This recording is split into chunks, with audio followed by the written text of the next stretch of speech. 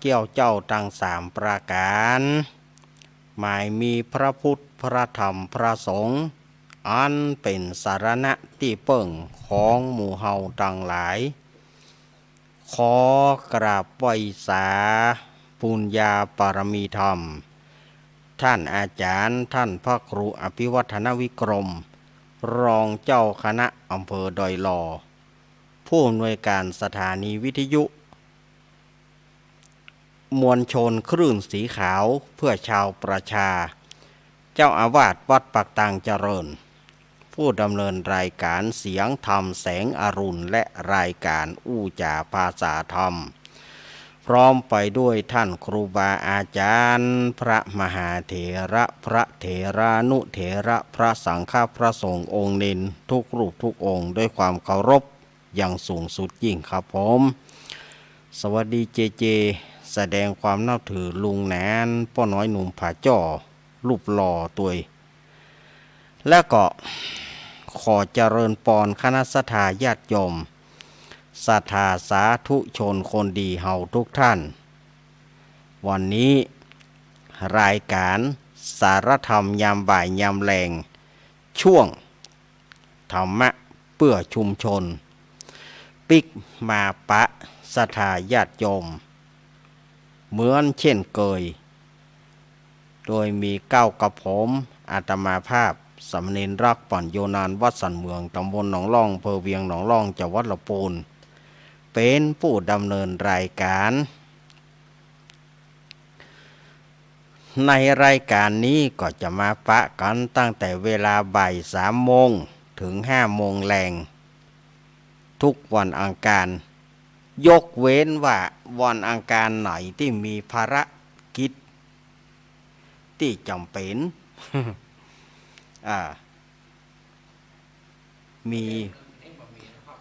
มีวันใดที่ว่ามีภารกิจที่จำเป็นที่จะจำเป็นที่จะต้องเลื่อนไปสลับไปก็จะได้สลับกันอย่างวันจันทร์ที่แล้วอาตมาก็สลับกับหลวงลุงก็ขอสลับวันกันเพราะว่าวันอังคารที่แล้วก็บ่มีไผอยู่ที่วัด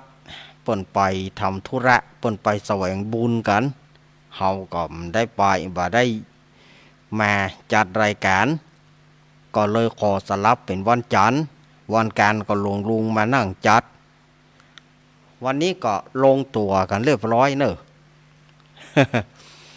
ลงตัวกันเรียบร้อยละลงตัวกันว่าเป็นจะได้แฮอีนะเนาะวันนี้ก็มากันแล้วเนอะตั้งสถานีวิทยุคลื่นพระพุทธศาสนาการศึกษาและวัฒนธรรม 104.50 วัดฝ่ายหินตำบลสุเทพอำเภอเมืองจังหวัดเชียงใหม่โดยเมตตาธรรมของท่านอาจารย์ท่านพระครูสมุวิสุวัตวรกิจโจสถานีวิทยุวัดพระบาทอุดมน้ำบ่อซาวา 100.25 เมกะเฮิรตซ์อำเภอฝางจังหวัดเชียงใหม่โดยเมตตาธรรมของพระเดชพระคุณหลวงพ่อสุจิตตานุรักษ์ด็อกเตอร์ตุปิสุเทพสถานีวิทยุมนต์เสียงธรรม 106.25 เมกะเฮิรตซ์ตั้งอยู่วัดบุพารามตำบลจ้างเคิงอำเภอแม่แจ่มจังหวัดเชียงใหม่โดยเมตตาธรรมของพระเดชพระคุณหลวงพ่อมงคลวิสิทธิ์และก็ท่านปรัตน์อุทัยทั้งท่านอุทัยสถานีวิทยุบ้านทุ่งเรดิโอ 89.50 เมกะเฮิรตซ์โดยป้ออุดมแม่เทียมวันพุทธวงศ์สถานีวิทยุวัดศรีปันเงินอำเภอสันปะตองจังหวัดเชียงใหม่สถานีวิทยุแม่วางเรดิโออำเภอแม่วางจังหวัดเชียงใหม่สถานีวิทยุบ้านแป้นเรดิโอบ้านแป้นอำเภอเมืองจังหวัดลำพูนและสถานีวิทยุวิทยาลัยสงฆ์นครลำปาง 106.50 วัดบุญยวาสวิหารจังหวัดลำปางนี่ก็คือสถานีวิทยุต่างๆที่เปิ้นได้รับสัญญาณในช่วงเวลานี้ มาปะก่อนวันนี้มาปะก่อนวันนี้เป็นวันอังคารที่29ตุลาคมพุทธศักราช2567เดือนเกียงเหนือเดือนเกียงเดือนอ้ายเหนือเดือน11ใต้แฮมมันใน12ค่ำพร่ำว่าเป็นวันอังคารก็เดือนจะดับแล้วเนอสถาญาติโยมวันฮือวันฮือเดือนดับแต่ว่าเดือนดับนี่ดับโหนเดือนกี่ดับกู้ดับกี่นะสถาญาติโยมเดือนกู้ดับกี่เดือนกู้นี่จะดับ15เดือนกี่จะดับ14อย่างเดือนกู้นี่สถาญาติโยมอาจจะบ่เข้าใจคำว่าเดือนกู้เดือนกี่เดือนกู้ก็ตั้งแต่เดือนยี่เนาะเดือนยี่เดือน4เดือน6เดือน8เดือน10เดือน12หมู่นี้เปิ้นฮ้องว่าเดือนกู้เดือนกู้ดับกี่คือดับ15เวลาที่เดือนดับอันนี้คือว่าเดือนกู้ดับกี่ส่วนว่าเดือนกี่ดับกู้แน่เดือนกี่ดับกู้เดือนกี่นี่ก็ได้แก่เดือนเกียงเดือน3เดือน5เดือน7เดือน9เดือน11อันนี้เพิ่นว่าเดือนกี่เดือนกี่นี่ดับกู้ดับ14สถาญาติโยมคงอันนี้อธิบายให้เข้าใจนะคำว่าเดือนกี่ดับกู้เดือนกู้ดับกี่เนี่ยเดือนกู้นี่จะไปดับ15เช่นว่าเดือน4เดือน6เดือน8เดือน10เดือน12นี่เช่นว่าเดือนยี่เนาะเดือนยี่เดือน4เดือน6เดือน8เดือน10เดือน12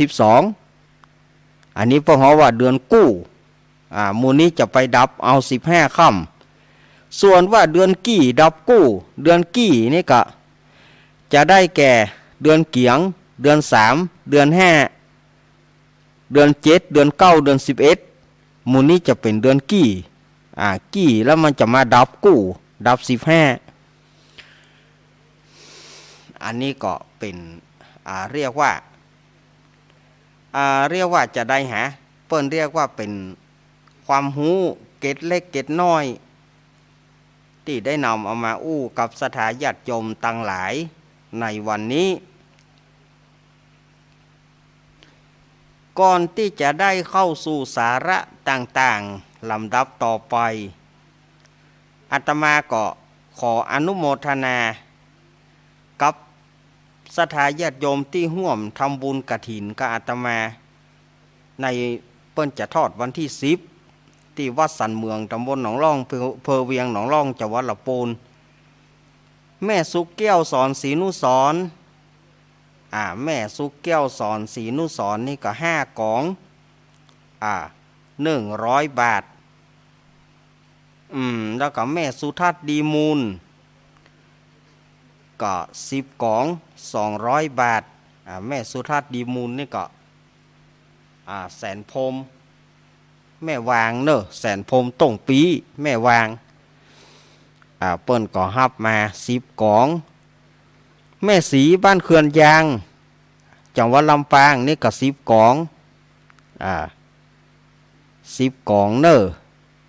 ก็แม่พิสมัยนางแลอันนี้ก็แถม10กล่องแล้วก็แม่สุกแก้วคำอ้วนเนาะแม่สุกแก้วคำอ้วนศรีโพธารามนี่เปิ้นรับของ20กล่องอันนี้ระหว่างแม่พิสมัยกับแม่สุกแก้วนี่นะอาตมาก็สับสนว่าไผรับ20กล่องเนาะถ้าจะได้เมื่อค่ำบื้น2ท่านโทรอาตมากำ2ท่านแม่สุกแก้วคำอ้วนกับแม่พิสมัยนางแลเนาะช่วงค่ำประมาณ6 โมงแรงโทรหาอาตมากำว่าผู้ใดรับ20ผู้ใดรับ10 อาตมาก็ซับซ้อนนะวันนั้นมันก็ซับซ้อนหน่อยแม่สุทัศน์แม่สีมาละเปิ้นก็บอกมาละแล้วเปิ้นก็โอนสตางค์มาเป็นที่เรียบร้อยแม่บุญปานอุคำพร้อมไปด้วยญาติตั้งหลายก็ประมาณ600 กว่าบาทประมาณ600 กว่าบาทอันนี้ก็เปิ้นห่วมทำบุญมาเนาะก็ได้เกือบ1,000 บาทละแต่ถ้าใครอยากจะทำบุญกับอาตมาก็ต้องเป้ากล่องละ20 บาท20 บาทถ้าใครจะห่วมกล่องบุญกล่องกฐินนี่ก็0832140135แล้วก็0837611775อันนี้ก็ศรัทธาญาติโยมก็ฝ่ายจะห่วมกองบุญกองกุศลก็แจ้งได้เนอะแต่บ่ต้องแจ้งผ่านหน้าไมค์ขอให้หลังไมค์ตลอดทั้งวันอาตมารับโทรศัพท์ถ้าว่าจะเปิดหน้าไมค์นี่อาตมาบ่ให้จองเพราะมันยุ่งศรัทธาญาติโยมมันยุ่งหลายๆอย่างอาตมาบ่อนุญาตอีแม่รับกองนี่หน้าไมค์นี่เนอะนะอาตมาบ่เอาเนอะ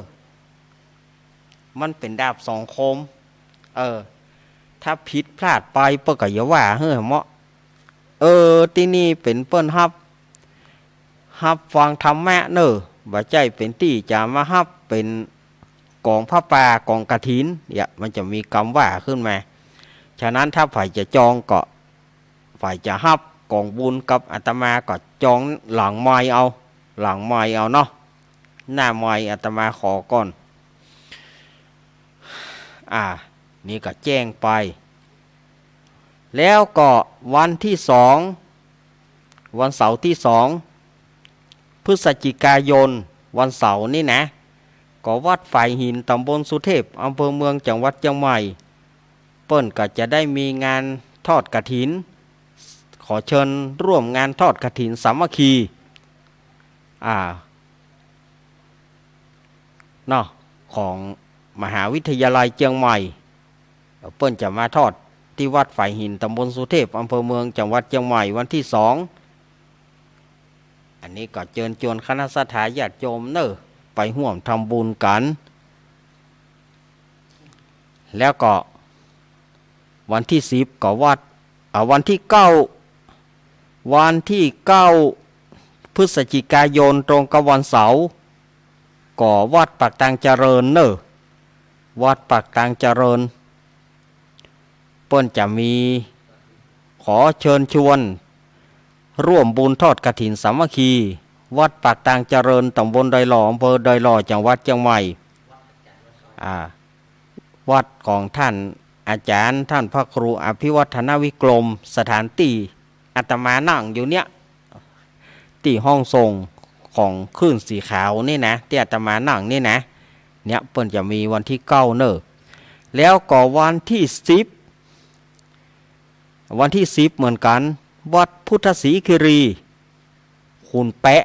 ตำบลบ้านแปะอำเภอจอมทองจังหวัดเชียงใหม่วัดของท่านอาจารย์วรรณชัยชยานันโทเปิ้นก็จะขอเชิญร่วมทำบุญทอดกฐินสามัคคีอันนี้ก็เจจะเอาเครื่องไปอีหรอไปแต่งตุกปีต้อมบ่เนาะเดี๋ยวมันหลายงานนะวันที่10ที่9ที่10นี่นะฮู้ซื้อว่าวันที่10นี่ติดตุกต้อมติดถ้วยทองฮู้ซื้อว่าน้องเฮียงก็มันดูว่าจะเป็นวันที่10เหมือนกันวัดของท่านพระครูวรธรรมนาถก็มันดูว่าจะเป็นวันที่10แล้วหลายที่อยู่นะวันที่10ต้องมาปล่อยมาได้ครับเขาต้องอาจารย์แจ้งเป็นลูกพี่เก่าเพิ่นแล้วก็งานเนาะอันนี้ก็มันก็ใกล้จะเสี่ยงใกล้จะเสี่ยงนักแกะกฐินเนาะถ้าวันที่15 ก็ตึกวันที่15จ้านะ วันที่15นี่ก็คือเป็นวันสุดท้ายแห่งการงานบุญกฐินเนาะก็ใกล้จะหมดมานักแก่ใกล้จะหมดมานักแก่แล้วนะอันนี้งานกฐินเนอะแล้วก็พระป่าสามัคคีวัดไฟหินเหมือนกันธรรมะคลายเครียด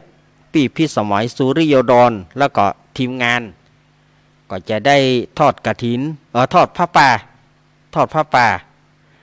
วันอาทิตย์ที่12มกราคม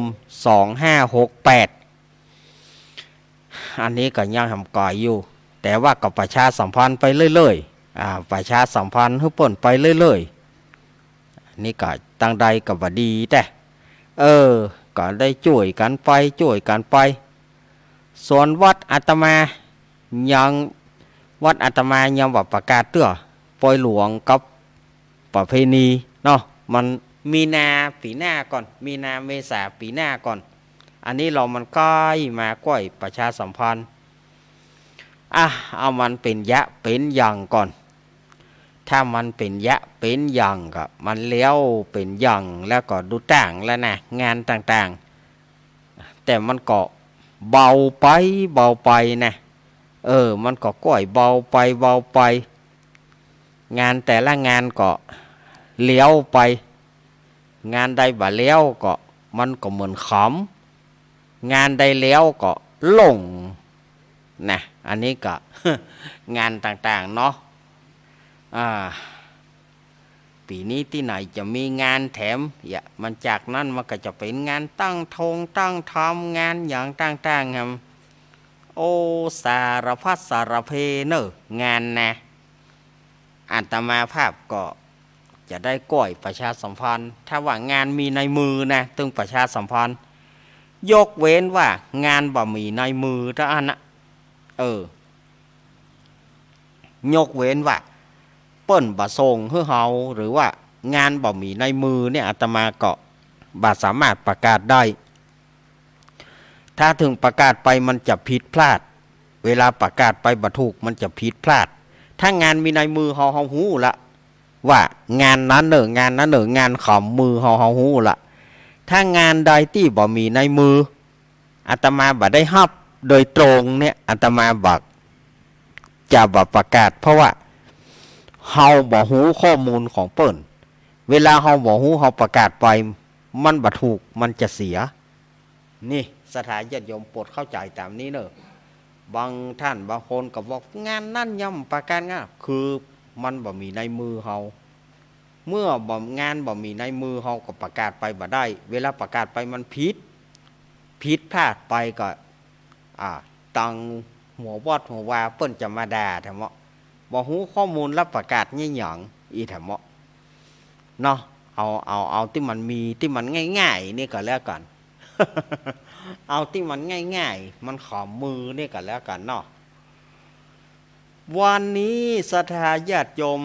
อาตมาภาพก็จะได้มาเริ่มการเทศธรรมมหาจาตุวันนี้นะจะมาเริ่มเทศธรรมมหาจาตุเพราะว่าใกล้เดือนยี่เปงใกล้เดือน12ลอยกระทงมาแล้วเมื่อใกล้เดือน12ใกล้ลอยกระทงมาแล้วอาตมาภาพก็จะได้นำพระธรรมเทศนาเนื้อมหาจาตุเวสสันดร13ก่อนสำหรับเจ้าตาผู้ที่เกิดปีต่างๆอาตมาก็จะได้เริ่มเอามาเทศจะจบเมื่อใดจังมันเนาะเพราะว่าธรรมมหาจาตุนี่ก็ค่อนข้างว่ามันใช้เวลา13ก่อนเอานะดีบ่ดีก็เดือนยี่แล้วบ่นะ ดีบ่ดีก็เดือนยี่แล้ววะกะเดือนยี่เปงแล้ววะกะเมื่อใดมาหูวะนะฟังไปเรื่อยๆก่อนเนาะอันนี้ก็จะได้นำเอามาเทศโดยเฉพาะการจุจก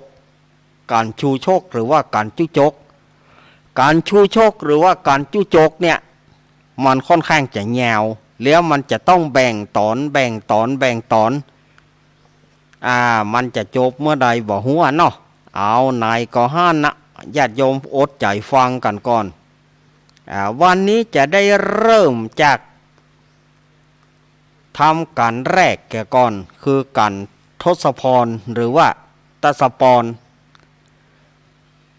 ประดับประดาคาถา19พระคาถาวันนี้อาตมาจะเอามาเทศมาเล่านะ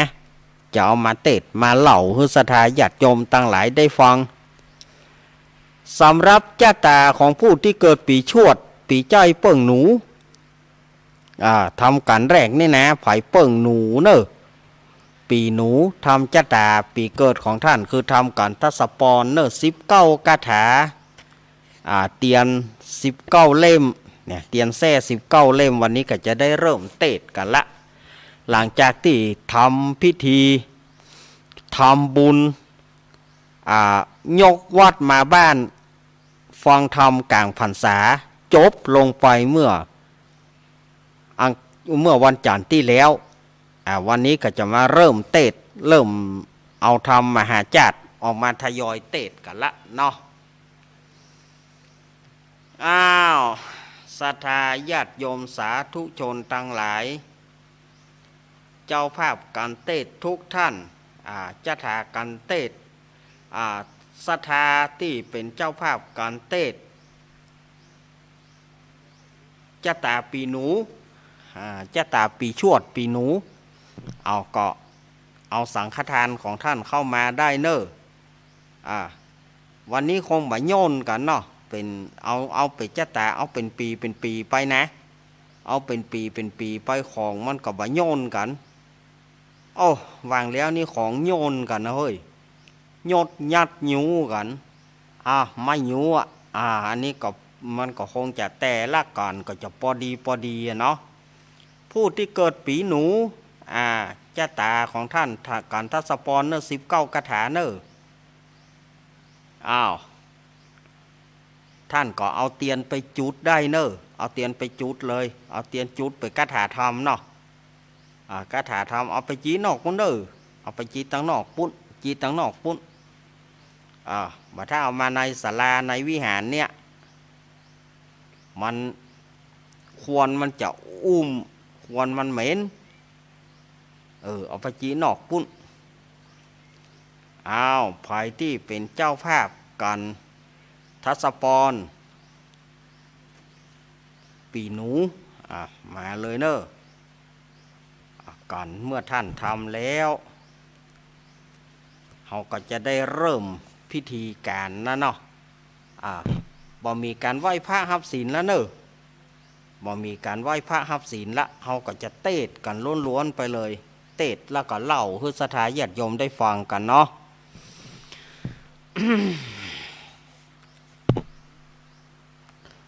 นะโม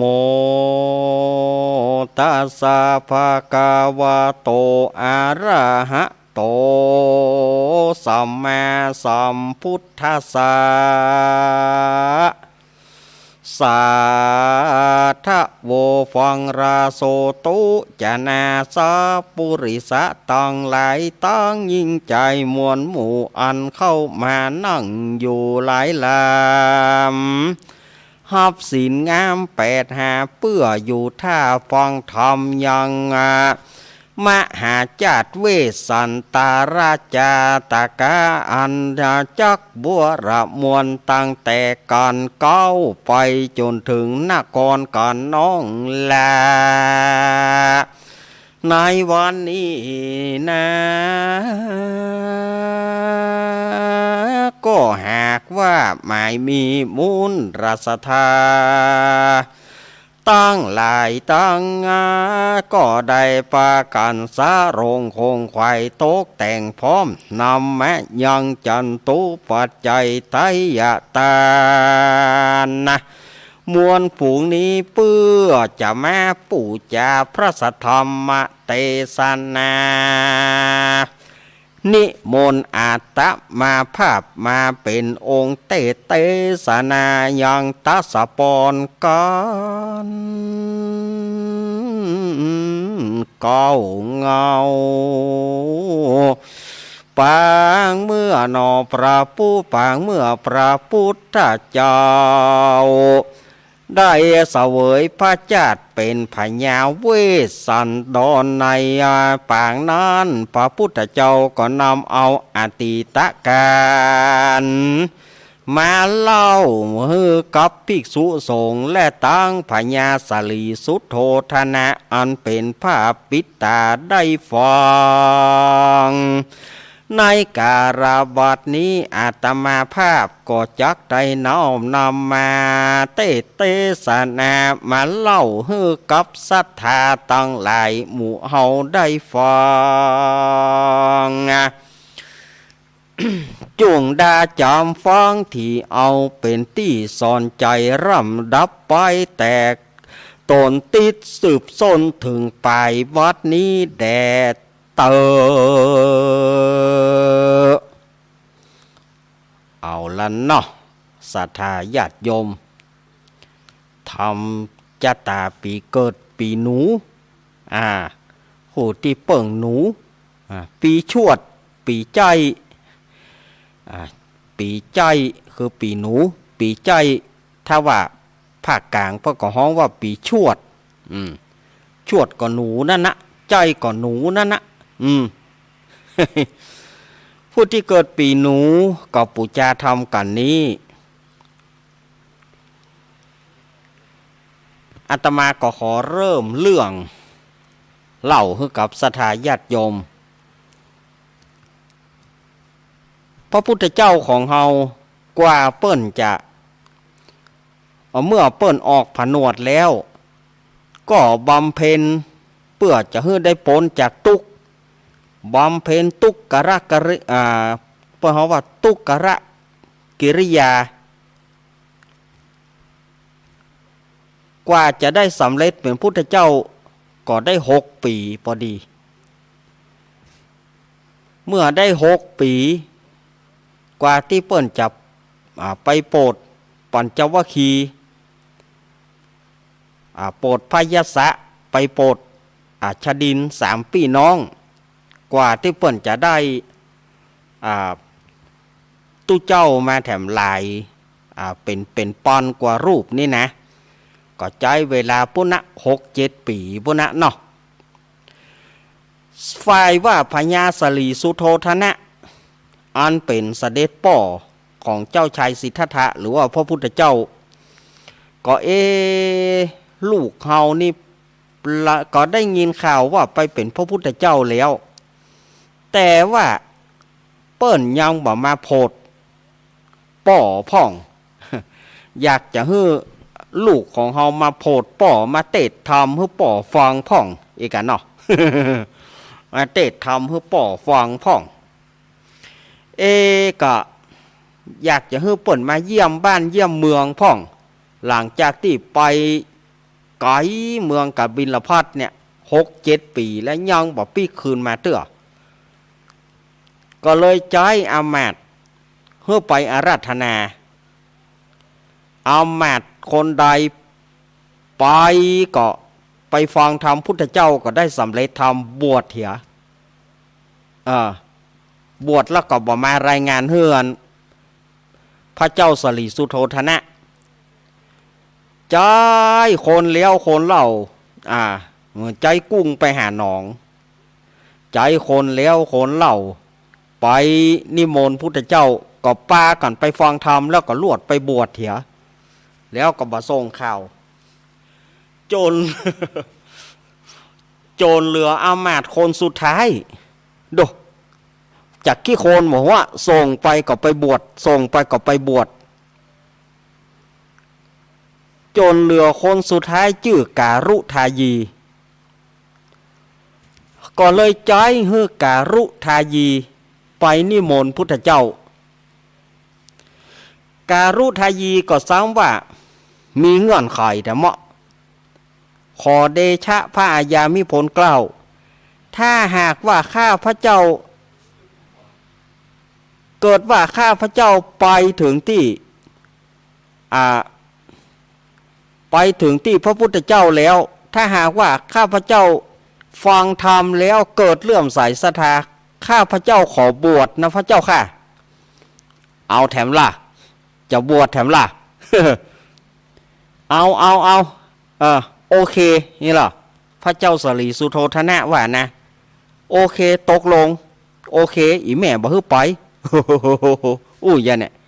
โอเคแม่บ่ฮื้อไปเนาะเอาตกลงถ้าว่าเจ้าจะไปบวชก็ไปบวชแต่ว่าจะไปลืมไปทูลให้ลูกเขามาให้ได้ขออาราธนานิมนต์ลูกเขามาให้ได้เอาอีกก็แล้วก่อนถึงเจ้าจะบวชแล้วก็ตามขอให้เจ้าหาโอกาสอาราธนานิมนต์ลูกเขาให้มาเสด็จมาเมืองกบิลพัสจะเมินเท่าใดเขาจะรอนานเท่าไหร่ก็จะรออัลลอฮ์พระเจ้าสลีสุโธทนะว่านะนานเท่าไหร่ก็จะรอบอกว่าอามาตย์การุทายีไปแต่ไปฟังธรรมพุทธเจ้าก็ได้สำเร็จได้สำเร็จอรหันต์ได้เป็นอรหันต์เลี้ยวก็ขอทูลขออุปสมบททูลขอบวชพุทธเจ้าเปิ้นก็ให้บวชเมื่อบวชแล้วก็อยู่จำพรรษาหลังจากที่จำพรรษาแล้วออกพรรษาแล้วการุทายีจึงไปอาราธนานิมนต์ว่าพันเตภะกวาข้าแต่องค์สรีสัพพัญญูพุทธเจ้าบัดนี้พระราชบิดาขออาราธนานิมนต์พระองค์พร้อมกับภิกษุสงฆ์ไปโปรดเจ้าเมืองกบิลพัสพระเจ้าค่ะ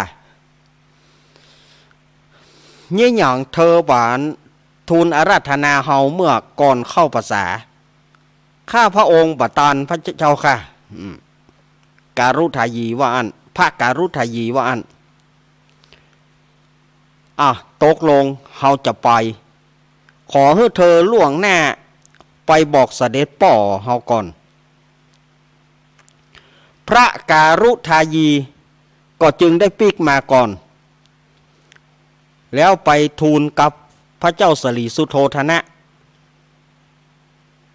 ขอถวายพระพรมหาบพิตรบาดนี้พระพุทธองค์จะเสด็จมาในไม่ช้านี้ขอเจริญพรเห็นหรอ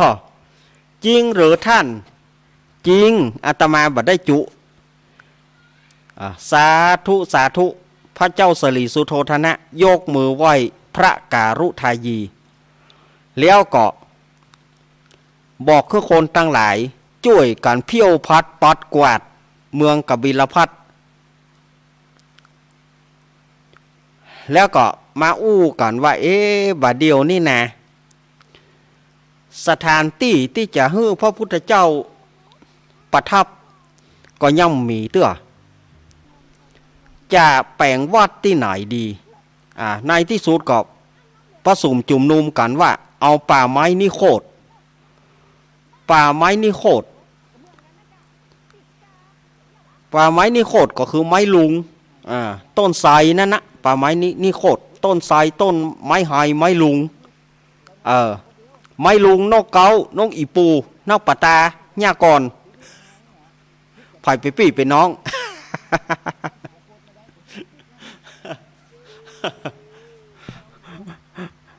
นกเกานกอีปูนกปะตาหญ้ากอนไผ่ไปปี้เป็นน้อง ไม้ลุงนะไม้ลุงด้วยเนอะนกเกาไม้ลุงนกอีปูนกปะตาหญ้ากอนไผ่ไปปี้เป็นน้องไผ่เกิดก่อนเกิดลุน ทีนี้ก็เลยแปลงวัดขึ้นมาว่าวัดนิโคธารามแปลงวัดคือพระพุทธเจ้าจะมาละช่วยกันแปลงวัดแปลงกุฏิศาลาพอถึงกำหนดที่พระพุทธเจ้าจะเสด็จมามู่เหล่าพญาสกียราชพญาสกยราชตั้งหลายนะอันเป็นสากยะวงศ์ของพระพุทธเจ้าเอาอู้ซื่อว่าเป็นลุงป้าน้าอาอีเตอร์เนาะเอาง่ายๆพญาสกยราชที่เป็นปู่ป้าน้าอาของพุทธเจ้านะก็บอกว่าวันนี้เราจะได้หันเจ้าสิทธัตถะอันเป็นกุมารน้อยอันเป็นหลานน้อยของเรา เขาจะได้หันกันก็บอกคือมูลละอ่อนตั้งหลายว่าสู่เกียมไปต้อนรับพระพุทธเจ้าแล้วไปไหว้พุทธเจ้าเนอะว่าอันแล้วก็มาปรึกษากันว่าเจ้าสิทธัตถะหลานแห่งเฮาจะมาในวันนี้เขายังน้อยเขายังเป็นละอ่อนอันเฮานี่เป็นเฮานี่เป็นปู่ย่าตายายเป็นพี่ป้าน้าอาจะไปไหว้เนอะเพราะว่าเจ้าสิทธัตถะยังเป็นละอ่อนเกินไปเฮาบ่ควรไหว้เฮานี่เป็นพญาเจ้าเมืองเป็นพญา101หัวเมืองเฮาเป็นพญาใหญ่กว่าเจ้าสิทธัตถะหลานของเฮาแล้วก็เฮามีอาวุโสเป็นพ่ออุ้ยแม่อุ้ยหมู่เฮาบ่ควรไหว้ก็บอกขึ้นละอ่อนเขาไปไหว้พระพุทธเจ้าไปไหว้พุทธเจ้าถึงเวลาพุทธเจ้าเสด็จมาหมู่ละอ่อนก็กำธงกำธงต้อนรับพุทธเจ้าปากันกราบปากันไหว้กุคนปากันไหว้พระพุทธเจ้าแต่ว่าเหล่าพญาสักยราชมีพระเจ้าสลีสุโธทนะซึ่งถือว่าเป็นป่อของพุทธเจ้าก็บ่ยอมไหว้คิดว่าไหว้ลูกบ่ดีบ่ไหว้ลูกแล้วก็ตั้งปู่ป้าน้าอาก็เจ้าสิทธัตถะเป็นหลานบ่ควรไหว้เขาก็บ่ไหว้พุทธเจ้าเมื่อพระพุทธเจ้าพร้อมด้วยภิกษุสงฆ์มาผสมจุ่มนุมกันที่วัดนิโคธารามเหล่าพญาสักยราชทั้งหลายก่อปากันไปแต่บ่ไหว้พุทธเจ้าพระพุทธเจ้าว่าโอ้เจ้าพญานาปู่ป้าน้าอาญาติมิตรพี่น้องเฮานี่เขาถือทิฏฐิมานะว่าเขาเป็นเจ้าลูนี่ฉะนั้นเฮาควรจะสำแดงให้เขาหันว่าบัดเดนี้เฮาบ่ใจเจ้าชายสิทธัตถะเฮาคือพุทธเจ้าเปิ้นก็เข้าฌานแล้วก็เสด็จสยองขึ้นบนอากาศสยองขึ้นบนอากาศผ่านภายธุลีพระบาทเอาธุลีพระบาทตกใส่หัวใส่เก้าของพญาตั้งหลายก็คือว่าสุมาเนอะเอาตามบ้านเฮาหรือว่าเอาขี้ตีนผุยลงใส่หัวเจ้าพญาตั้งหลายอีกเอาขี้ตีนผุยลงใส่หัวเจ้าพญาตั้งหลายเนี่ยพญาสักยราชตั้งหลายเมื่อนั้นพญาสลีสุโธทนะก็ได้ยกมือไหว้พระพุทธเจ้าบอกว่าพันเตข้าแห่งเจ้ากูยามแรกหัวทีที่ป่อได้เฮือแม่นมอุ้มเจ้ากูเฮือแม่นมอุ้มเจ้ามาไหว้พระฤาษีข้างนั้นป่อก็ได้หันพระบาทตังกู้ปรากฏอยู่บนหัวพระฤาษีป่อก็ได้ไหว้เตื้อหนึ่งแล้วก็เมื่อเปิ้นแรกนาขวัญเมื่อเปิ้นมีงานจรดพระนางคันแรกนาขวัญในต้นในป่อเกาะเฮือแม่นมเฮือปี่เลี้ยงเอาเจ้าเนี่ยไปนอนที่บนเตียงปืนเก้าบะเกียงปืนเก้าบะเกียงป่อก็ได้หานว่าตะวันปอบ่ายแต่ว่าเงาของพระบาทนั้นบ่ยอมคายป่อก็ได้ไหวหันเตื้อหนึ่งบาเดียนี้ป่อมาหันพระบาทเจ้าแถมเตื้อหนึ่งป่อขอไหวเป็นตาติยะครั้งที่3สาธุสาธุสาธุวะพระเจ้าสลีสุโธทนะยกมือไหวกำนั้นพญาสักยราชบ่อาจที่จะสมถะบ่อาจจะอดอยู่ได้ก็ปากันไหวพระพุทธเจ้าแล้วพระพุทธเจ้าก็ลงมาพระพุทธเจ้าก็ลงมาประทับที่แต้นเกี้ยวยามนั้นก็เกิดอัศจรรย์มีฝนชนิดหนึ่ง ฝนนี้การว่าคนใดใครเปียกใครจุ่มคนใดใครเย็นฝนก็ตกเข้าใส่คนใดบ่ใครเย็นฝนถึงบ่ตกเข้าใส่เนาะอัสจรอหันการันยอสถาญาติโยมอัสจรอหันการันยอ อัศจรรย์นั่นนะมีสีแดงเหมือนน้ำข้างมีเสียงฮ้องครั่งครั่งดังมาภิกษุตั้งหลายก็ว่าหมู่เฮาโฟนแห่นี้มันแปรโลกเหลือเกินเห็นหรอ โฟนแห่นี้มันแปรโลกเหลือเกินมันเป็นจะใดมันแปรโลกก็พอแล้วคนใดใครเย็นฝนก็ตกเข้าใส่คนใดบ่ใครเย็นฝนตึบ่ตกเข้าใส่แล้วฝนนี้บ่เคยหันมากำเตื้อมีสีแดงเหมือนน้ำข้างภายได้หันที่ไหนพ่องก็อู้กันตู้เจ้าต่างหลายอู้กันยามนั้นพระพุทธเจ้าเสด็จอยู่ที่พระคันธกุฏิได้ยินตู้เจ้าอู้กันโอ้เฮาสมควรจะได้ไปเตะธรรมแล้วล่ะนี่เนาะพุทธเจ้าบ่นว่านะสมควรจะได้ไปเตะโพดตู้เจ้าแล้วก็เสด็จป่อแล้วก็พญาสกยราชเจ้าบ้านเจ้าเมืองต่างหลายแล้วรู้พระพุทธเจ้าเปิ้นก็เสด็จจากพระคันธกุฏิเข้าไปนั่งแต่นเกี้ยวแล้วก็ถามว่าตู้เจ้าต่างหลายตากี้ท่านเขาอู้กันเรื่องยังหันเฮามาแล้วอย่าว่าดักอันเนาะ ตู้เจ้าก็ไผเริ่มตะกี้ ไผเริ่มตะกี้โอ้ก็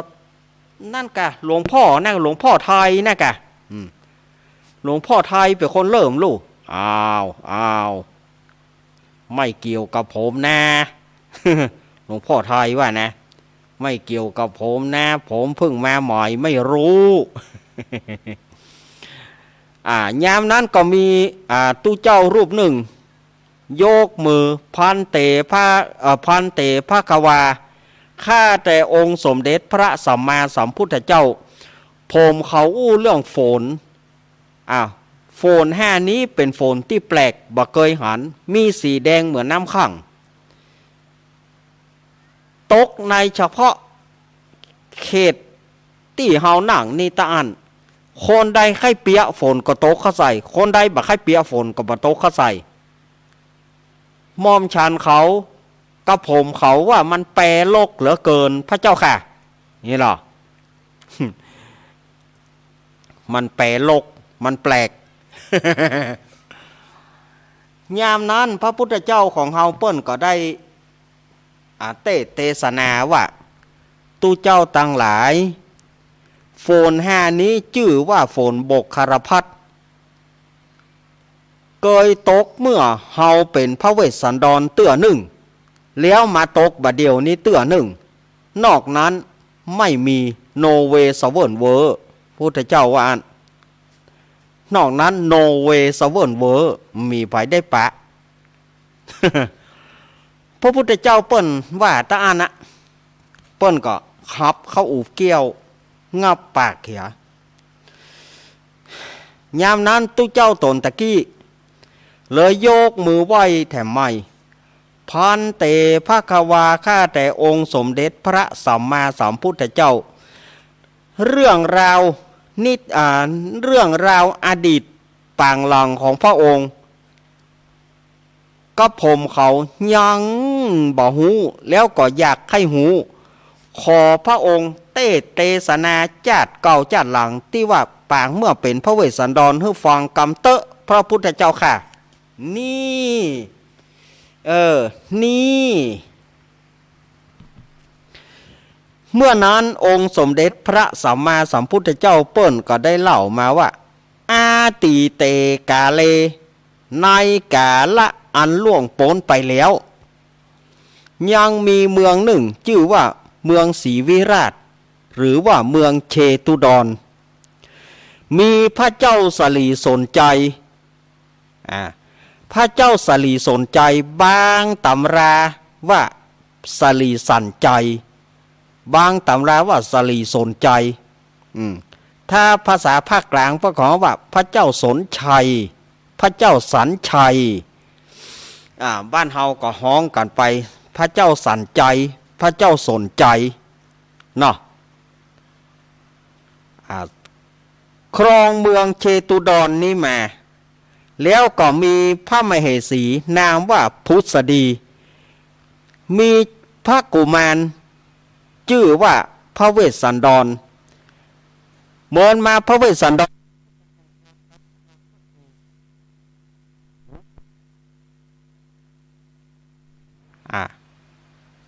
อันนี้พระพุทธเจ้าว่าอันนั้นลำดับมา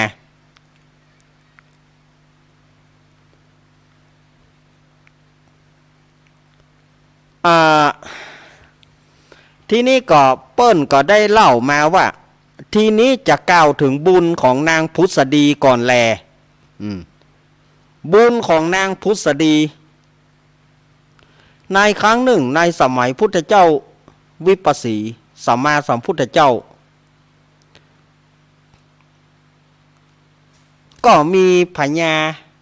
มีเจ้าเมืองหนึ่งนะมีลูกสาวสองนางมีลูกสาวสองนางทีนี้ก็หมู่เศรษฐีก็ดีหมู่ข้าบดีหมู่เจ้าเมืองต่างๆก็ป้าก็นำเอาบรรณาการมาฝากแล้วก็มีเมืองหนึ่งเอาแก่นจันทร์มาฝากเอาแก่นจันทร์มาฝากไว้เอาแก่นจันทร์มาฝากเป็นบรรณาการนางตึงสองก็บอกว่าแก่นจันทร์นี่เฮาบ่ควรจะกินจะบริโภคเฮาบ่ควรจะใจเอาควรเอาไปบดแล้วให้ช่างทำดอกทำดอกเรียกว่าดอกจากแก่นจันทร์นี่นะเอาไปถวายพุทธเจ้าแล้วก็บดแก่นจันทร์ที่เหลือนั้นเอาไปบูชาพุทธเจ้า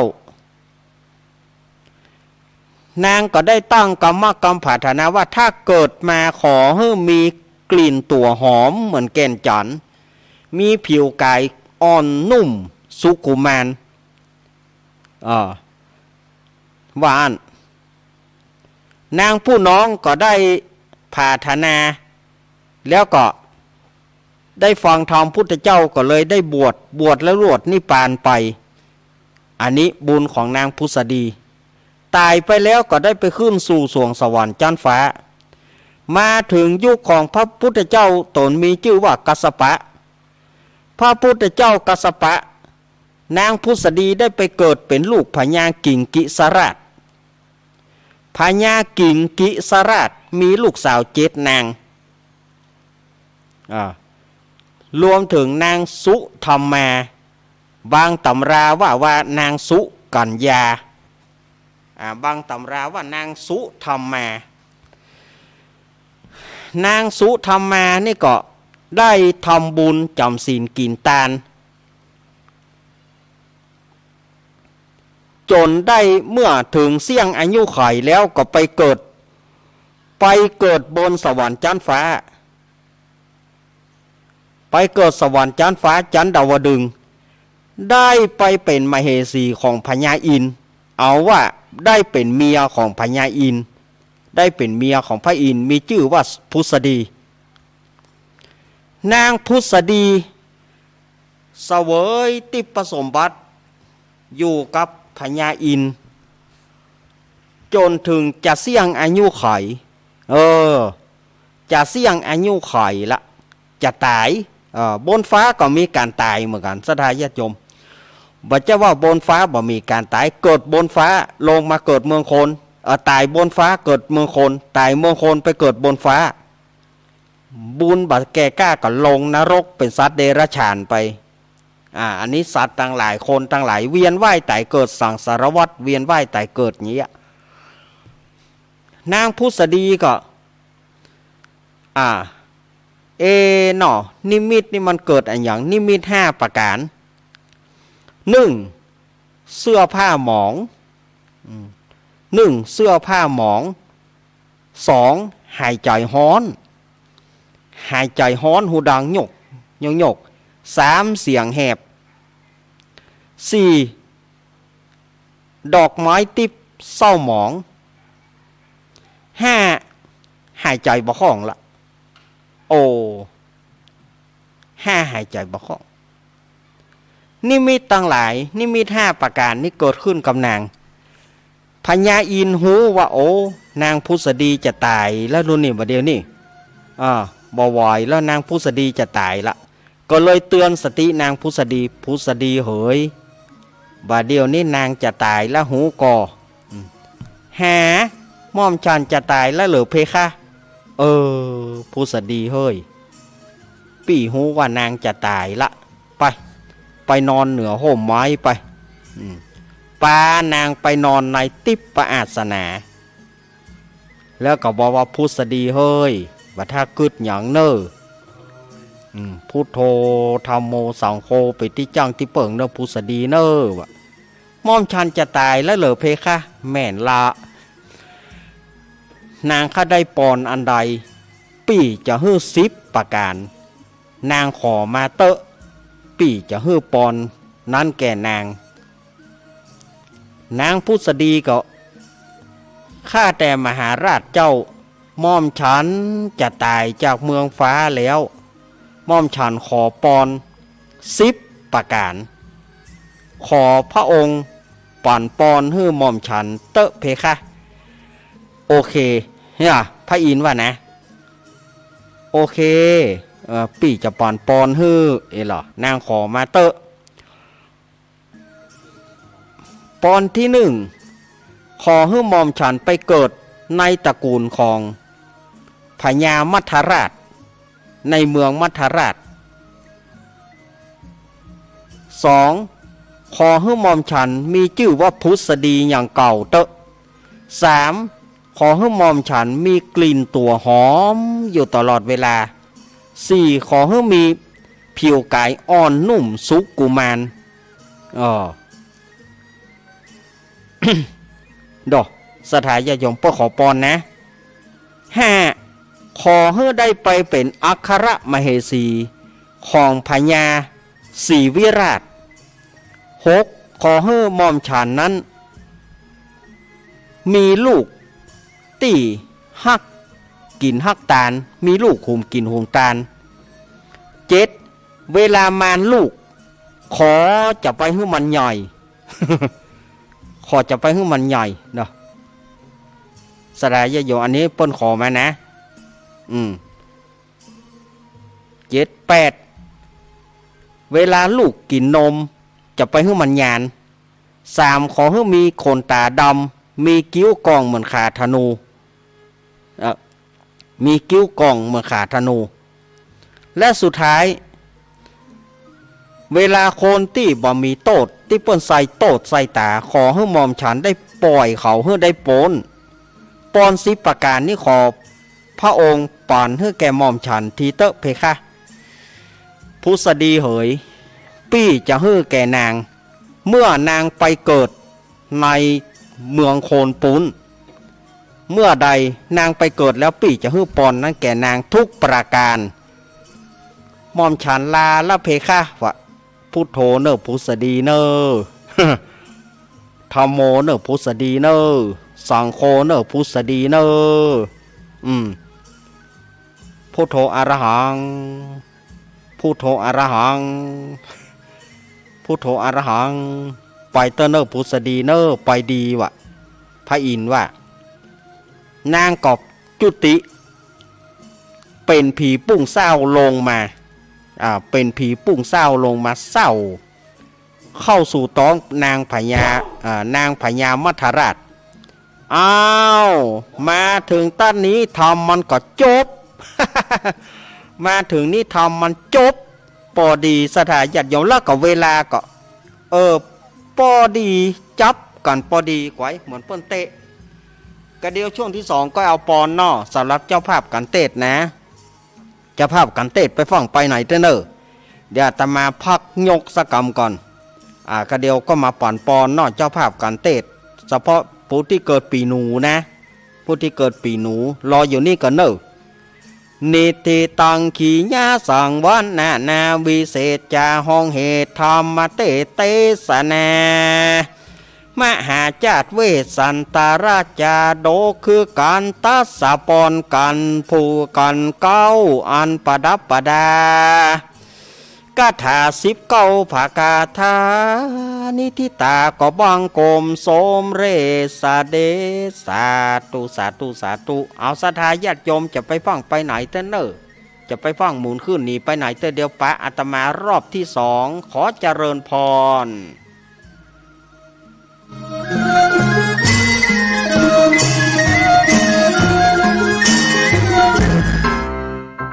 น้อง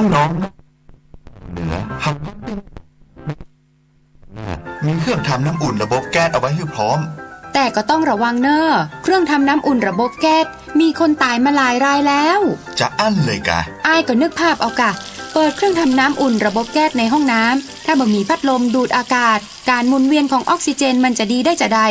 ในเมื่อการเผาไหม้บ่สมบูรณ์ก็เกิดการสะสมแก๊สคาร์บอนมอนอกไซด์สูดดมเข้าไปมันจะไปจับกับเม็ดเลือดแดงและทำให้เม็ดเลือดแดงจับกับออกซิเจนได้น้อยลงเมื่อออกซิเจนเข้าบ่ถึงปอดก็จะย่าให้คลื่นไส้เมาหัวหายใจยากจนถึงขั้นเป็นลมแล้วก็ตายได้โดยเฉพาะคนที่มีโรคประจำตัวเช่นโรคหัวใจโรคเลือดจางหอบหืดถุงลมโป่งพองโรคความดันโลหิตสูงซึ่งจะมีโอกาสสูงกว่าคนอื่นน่ากลัวขนาดเนาะมันก็บ่ถึงขนาดนั้นถ้าหารู้วิธีคือถ้าอาบน้ำด้วยเครื่องทำน้ำอุ่นระบบแก๊สบอดี้อาบเกิน10 นาทีจะต้องเปิดพัดลมระบายอากาศหรือให้อากาศถ่ายเทได้ดีอันนี้ก็จะช่วยได้นักถ้าหมู่เฮาแค่หูข้อมูลเพิ่มเติมโทรสอบถามได้ที่กลุ่มสื่อสารความเสี่ยงและพัฒนาพฤติกรรมสุขภาพสำนักงานป้องกันควบคุมโรคที่1เชียงใหม่053-140-774-6หรือสายด่วน1422จนเครียดกินเหล้าจนเครียดกินเหล้าจนเครียดกินเหล้าจนเครียดกินเหล้าจนเครียดกินเหล้าจนเครียดกินเหล้าก็เลยยิ่งก็เลิกสิเหล้าอ่ะจนเลิกเหล้าเลิกจนเริ่มต้นเข้าพรรษานี้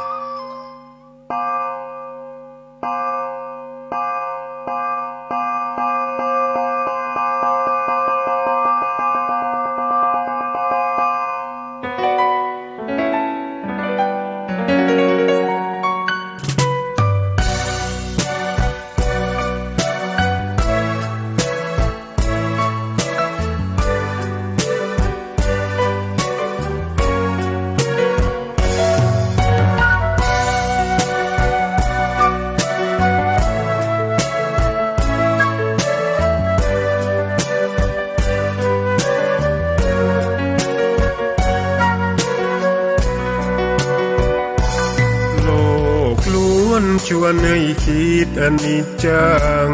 ทุกสิ่งไม่ยั่งยืนจีรังย่อมผุพังตามกาลเวลาจะฝืนให้ยั่งยืนจนสิ้นโลกาอย่าได้หวังดังปรารถนาองค์พระพุทธาท่านตรัสสอนไว้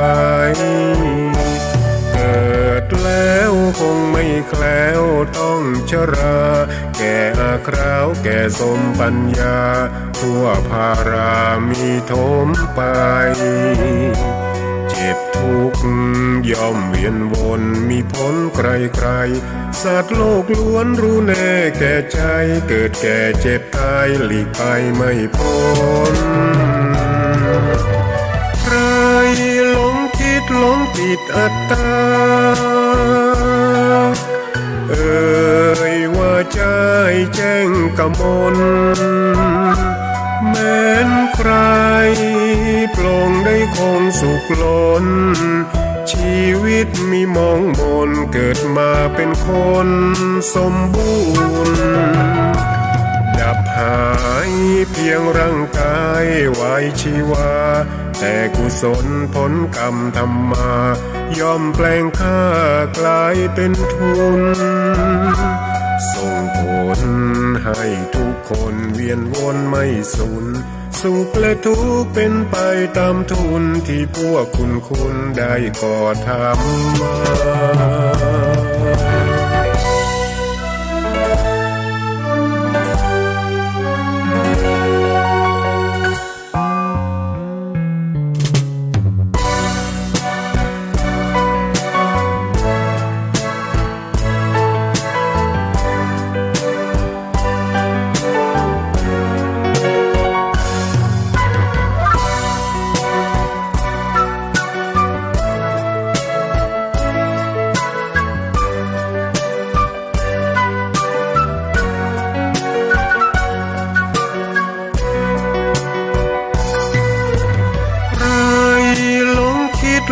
ติดอัตตา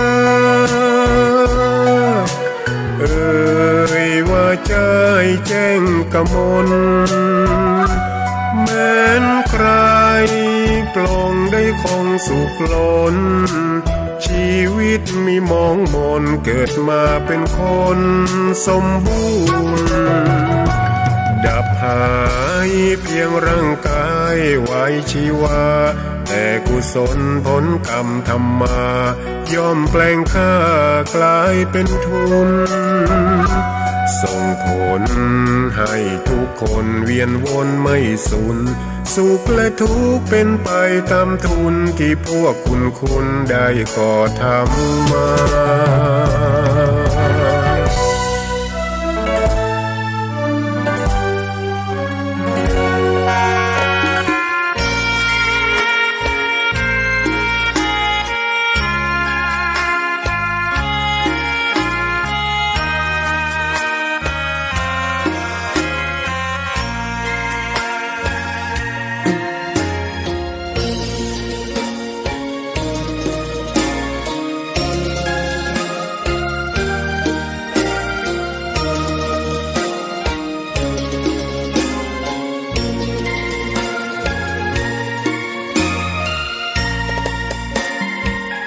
ดอกบัวดอกหนึ่ง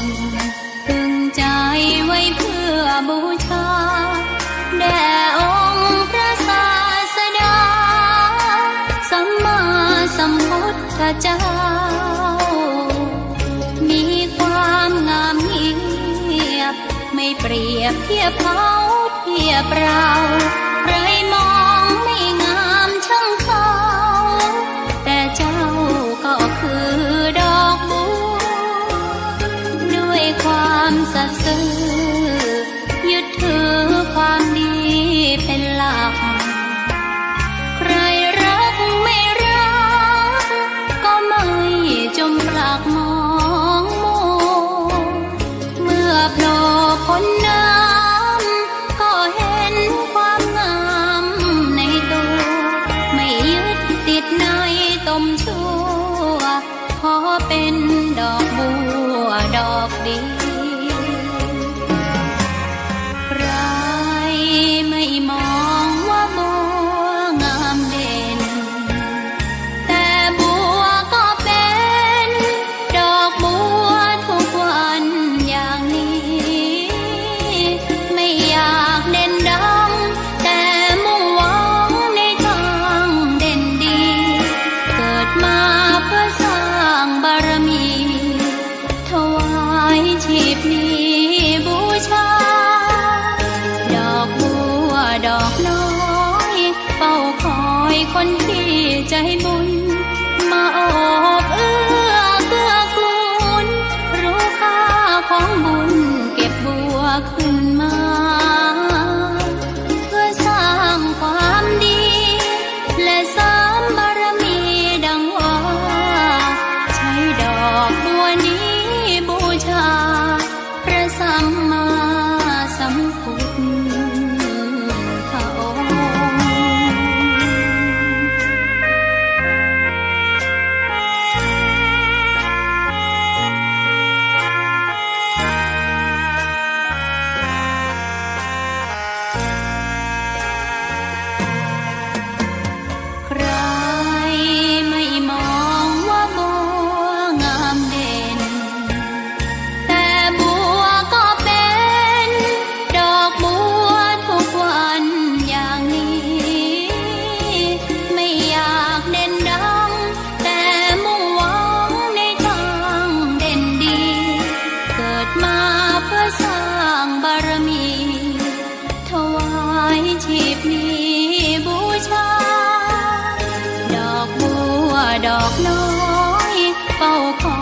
คนที่ใจบุญมาโอบเอื้อเกื้อกูลรู้ค่าของบุญเก็บบัวขึ้นมาเพื่อสร้างความดีและเสริมบารมีดังว่าใช้ดอกบัวนี้บูชาพระสัมมาสัมพุทธองค์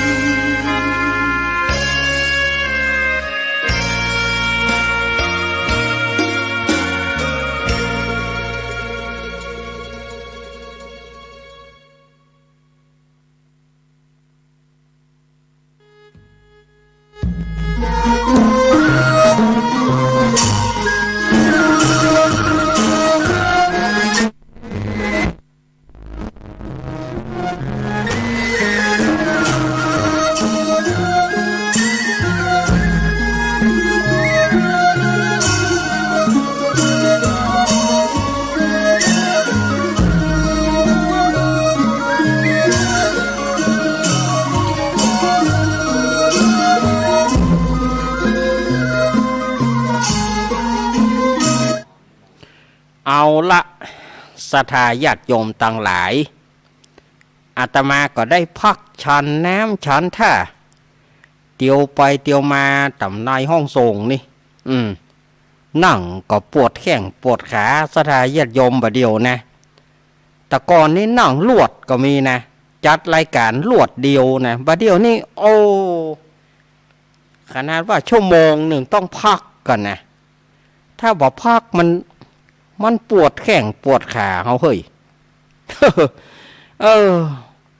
เท่าไปเป็นปีไปปีอะกะฮะเนาะก็จะไปเมืองห่อเมืองว้องสวรรค์นะกะเอามันไปเมืองห่อเมืองว้องแล้วก็หมดท่าเนอะ นี่ก็มาช่วงที่2ของรายการสารธรรมยามบ่ายยามแรงช่วงธรรมะเพื่อชุมชนก็มาปะช่วงที่2แล้วช่วงนี้ก็จะได้นำพระธรรมเทศนามหาจารย์เวสสันดรชาดก13ก่อนเอามาเทศน์กับมาเล่าให้กับศรัทธาญาติโยมวันนี้ก็เป็นการแรกเปิดปฐมฤกษ์ทัศปรเนอะทัศปรสารจตาผู้ที่เกิดปีหนูแล้วก็วันการหน้าก็จะเป็นปีงัวเรียงลำดับไปเนาะเรียงลำดับไปศรัทธาญาติโยมผู้ที่เกิดปีหนูฮับปอนเนอร์เอาครัวเข้ามาประเคนเลยประเคนรวดเดียวจบรวดเดียวจบเลยประเคน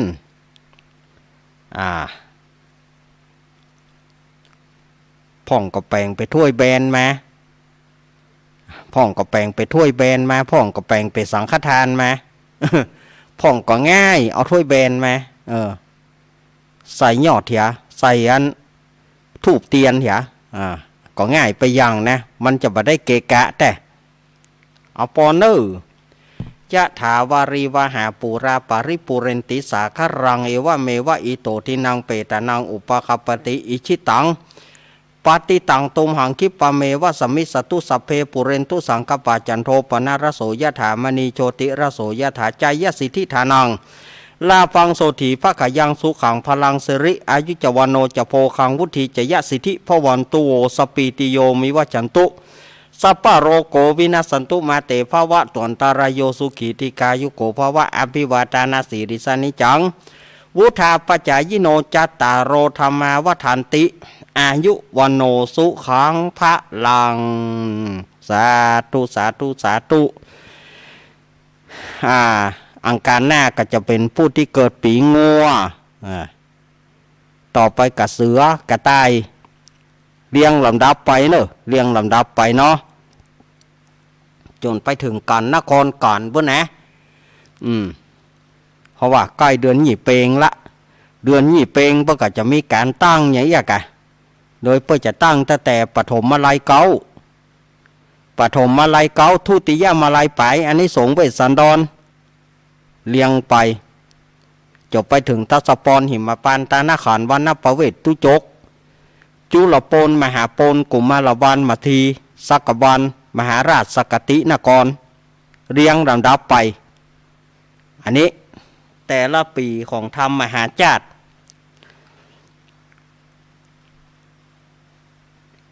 ธรรมมหาจารย์แต่ละกันปีนี้ก็ยังหมอหูว่าวัดของขาวเปิ้นจะตั้งก่อ แต่กุปีอาตมาได้ไปนะแต่ว่าปีนี้อาตมาก็บอกหูว่าเปิ้นจะตั้งก่อทุกปีเลขบ่ได้โทรไหมทุกปีเลขบ่ได้โทรไหม ถ้าเดือนนี้ถ้าวันเดือนนี้แต่นี่ก็บ่ได้เนอะถ้าวันเดือนนี้เปงแต่ก็ บ่ได้ไปเพราะว่ามันต้องเปลี่ยนกันขึ้นเปลี่ยนกันลงอยู่ห้านะเดือนหยี่เปงแต่อิดพระน้อยเน้นน้อยก็ยังบ่ให้ของเตื้อก็ต้องอาศัยเฮาแหมะ มันต่างบ่เหมือนต่อยเฮ้ยถ้าเฮาไปเถื่อเผื่อปีกไปทำเหลือมีไฟเตดรอตัวเก่านั่นมันก็อิดนะฉะนั้นถ้าว่าเปิ้นเอาก่อนก็ก่อนแต่ถ้าเปิ้นเอาหลังก็หลังแต่ จะได้ไปเฮ้อถ้าว่าวันเดือนหยี่เปงแต่นี่ก็มันได้ไปอันนี้ก็แจ้งกับสถาญาติโยมวัดคงขาวปีนี้เปิ้นจะตั้งบ่ตั้งบ่ตั้งทำหลวงแต่พระบาทตากผ้าตั้งไปแล้วพระบาทตากผ้าตั้งไปแล้วอาตมาได้ไปวันออกพรรษาเธอถามว่าพระคุณเจ้าหู้จักก็พระคุณเจ้าบอกคุณกับสักรูป เปิ่นไปเตดก่อนก็บอกคุณเปิ่นไปเตดหลังเฮาก็บอกคุณกันบ่ใจพระคุณเจ้าที่หู้จักกันเนาะเปิ่นเอาแต่ละวัดแต่ละวาที่ไกลๆอยู่น่ะ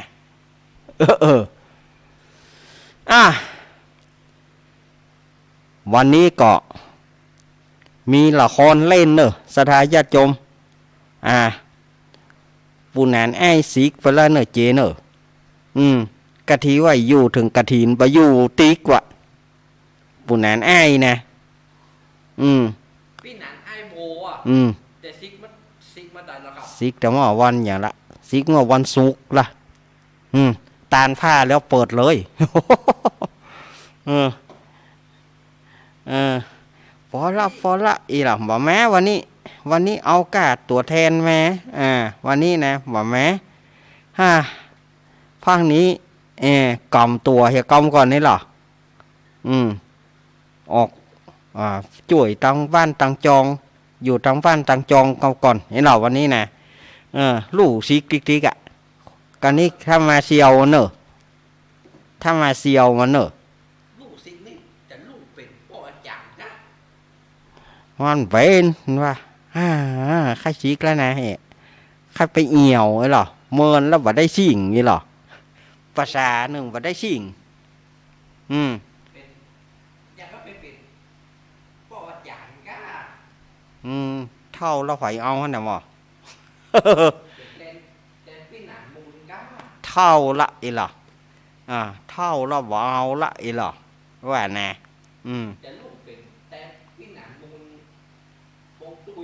ว่าอันล้อออกภาษาก็บอกอันล้อกระถินก็บอกหมอเอาตีกว่าแยกกันได้จะซิกติ๊กวันนี้ก็มาวันนี้มีละครให้ฟังเนอะสถาญาติโยมแก้ง่อมแก้เงาก็ไปอย่าไปคิดอะไรมากแก้ง่อมแก้เงาเนาะอย่าไปคิดอะไรมากกันแล้วกันพี่นานก้อนเข้ามายกเวทีนี่ฮือยกเวทีนี่ฮือสวัสดีครับครับสวัสดีพี่นานก้อนลูกพี่นานครับน่ะพี่นานก้อนโบขิงไปออกอากาศมาขายหน้าฮะโอ้ยมาแห่นี่ก่อนเนาะขายหน้าฮะอย่าไปล่ำไปเหลือกมาแล้วครับหลังจากที่ห่างหายไป3 เดือนเพราะว่าช่วงเข้าพรรษาเปิ่นฟังธรรมแอบแนมฟังธรรมก่อนครูผู้ฟังเหยวันนี้กลับมาคณะชาวละครลุงหนานอ้ายและสหายมาละแต่ว่าหัวหน้ามาบ่ลูกเตื้อรู้สึกว่าเมื่อยนี่เอาไปฉีดยา2 เข็มตะกี้นอนหั่นบ้านหั่นฉีดยาให้2 เข็มเลยหมอมาเตื้อสู่ขอบไฟเตื้อบ่เฮ้ยนี่ซิกออกมาก็กินบ่ลำได้ปิกไปบวชทำว่ากำหูนี่ ตู้เจ้าบ่เอาแล้วก็หาเอาปิกไปบวชซิกมากับเมื่อยเลยว่ะถ้าว่าใครจับอยู่เป็นตู้ป่อนี่จัดดีมันสหาเรื่องมันหรอ ครับ เฮาก็ได้มานำเอาละครมาปะกับคุณผู้ฟังเหมือนเช่นเคยหลังจากห่างหายไปประมาณภาษา3 เดือนเสี่ยงภาษาก็ได้มาอู้มาจากันทำละในช่วงภาษากันยังว่านั่นเนาะกบจำศีลกบจำศีลบัดเดี๋ยวนี้ก็กบคืนศีลละกบกบถอนศีลละก็ออกมาได้แล้วเนาะเล่นละครละแคนอย่างก็พอได้พ่องแกหาผู้ฟังบอกก่อนลืมกันเนอะวันนี้ครับไอ้ก้อนจะไปเหี่ยวพับเหี่ยวบาสักหน่อยเหรอเมินแล้วบ่ได้ไปเหี่ยวพับเหี่ยวบาตลอดภาษาจำศีลกินภาวนาบ่ได้ไปออกบ่ได้เข้าพับเข้าบาก็เถอะวันนี้ขอเข้าพับเข้าบาก็เถอะเนาะเฮ้ยเปื้อนโหอย่าได้นะฮะโอ้เมินแล้วบ่กบจำศีลไปเมินแล้วบ่เฮ้ยไปที่เดิมเวลาเก่าที่เก่าเวลาเดิมที่ไหนก็บาไงพับไปเอี่ยวพับไปที่ไอแสงไฟมุ่งมากๆน่ะแสงไฟมุ่งมากๆน่ะวันนี้ฮะจะขอเต้นสักกรรมแล้วบ่ฮะจะขอเต้นเอาจังหวะสุดๆสักกรรมเหรอคิงนี่นะโอ้คิดไปเต้นได้ว่านั้นก่อนไอ้มื่นไอ้หนังอันไหนก้นโบเฮ้ยโอ้แต่หอนโป้ไอ้ก้นเอาหอยผูมาสูงมันอ่ะลองเต้นกันไอ้ลูกแห่จะไฟอย่างหั่นก่อให้ไฟอยู่อย่างเสือเท่ามีหั่นแห่กับไฟที่อื่นให้ไฟแง่ว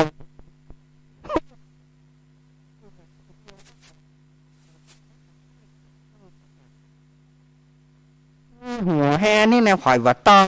เจ๊หัวไอ้คิงเนี่ยมันหัวบอยคิงหัวขี้ไปเอี่ยวอีไปเต้นนี่นะไอ้หมื่นปะผมเลี้ยงไอ้หมื่นโอ้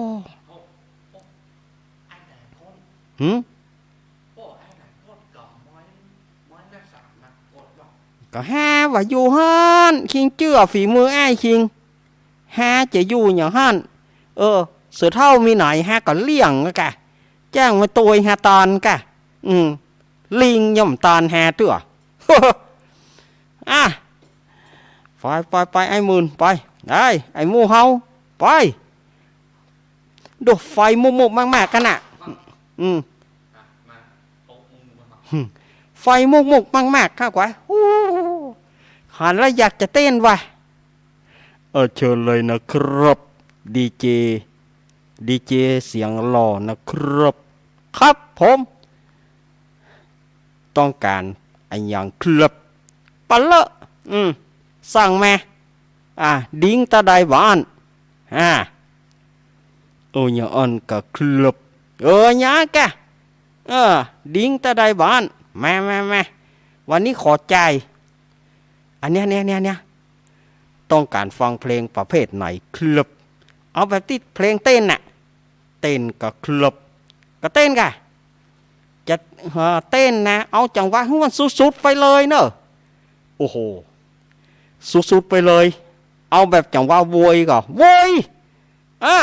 โวยแต่ใดซ้ำดีเอาจังหวะโวยนั่นแหละเอาจนหูรับตับไม้ก็ครับจึงหูรับตับไม้เลยวันนี้บาเป็นลมบาขอยุดอันเอาเพลงนี้เนาะครับบ่มีไผขอคำเตือนนะครับจังหวะนี้บอกก่อนว่าจังหวะโวยที่สุดนะครับมันจะโวยหมอกใดลองดูเอาสายล่อฟ้าของอัศนีวสันต์โชติกุลนะครับสายล่อฟ้าเนาะแล้วเราต้องทำสัญญาก่อนว่าไอ้จะบะโคตรทุผมนะครับบะโคตรจัดหนักเลยเรื่องของเพลงก้อนมาเมินละขอจัดหนักสักเตือเหรอแล้วจะไปด่าผมบ่ได้นะครับพ่อคุณขอมานะครับ แน่อวยเนาะอวยเนาะฮ่าเออก็ถ้าว่ายังอันจะจัดหนักฮื้อนะครับสายล่อฟ้าอัศนีบ่ตายก็ป่วยป่ะเนอะ โอ้นะบ่ตายก็แล้วกันแม่จัดเลยสายล่อฟ้ากับสายล่อฟ้าเอาจังหวะไหนสุดๆเลยได้ครับได้ครับ USB driver mode. จังหวะนี้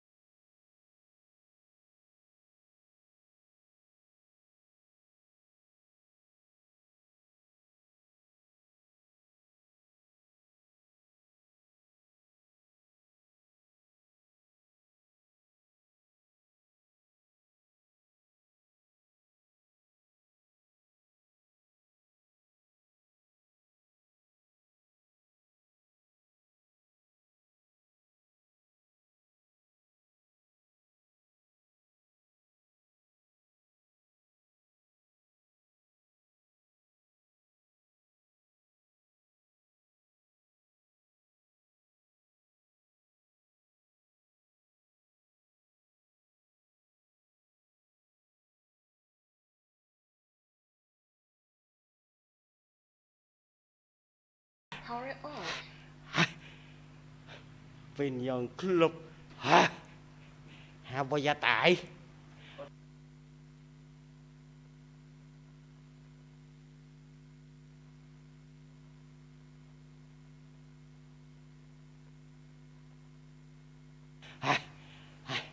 เป็นอย่างก็ครับ ให้อีตะกาเป็นหยังขอโทษเตอะฮะขอโทษเถอะกำเหรอนี่อย่างคลับฮะพ่อคิงบอกเอามาเปิดกะอีลำเหลือฮะพ่ออิดพ่อเอาว่าคุณขอผมบอกแล้วว่า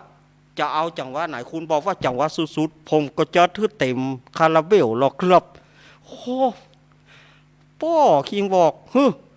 ฮะพ่อจะตายจะวายเอาเพลงอย่างอี้มาจังหวะอย่างอี้โอ้ทำโมสังโคโอ้ฮะว่าตายยังน้อยกันนี่ผมก็ช่วยว่าได้นะครับ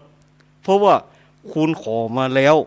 ผมก็ต้องจัดตามคาราเบลที่คุณขอครับห้ากระเดียวว่าจังหวะหมอกมาให้บดีโอ้โหเอาจังหวะอย่างอี้โอ้โหใครจะไปโอ๊ตได้ฮะนะจังหวะอย่างอี้ใครจะลำได้โอ้โหลำได้กระต่ายกันเนาะเฮ้ยไอ้ควายมันด่าไฟครับด่าคิงนะกะด่าผมก็ครบอันด่าคิงนะกับไฟพวกล่ะสนุกสนานกันสนุกสนานกับว่าสมควรเนาะสดายญาติโยมโอ้เจ้าของพับเจ้าของบาร์นี่ก็เล่นเตะเล่นว่าแต่เอาจะว่าจนน้ำลายปอจาง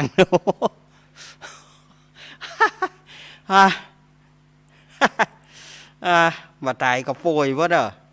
นานก้อนชอบจังวะคราวแล้วป่อตัวก็นอกกับชายเมืองสิงห์วะละกรรมแล้วนะอยู่ไหนขอเพลงจุ่มจีมอีเสียไปได้เกิงกลางได้ใครตายอี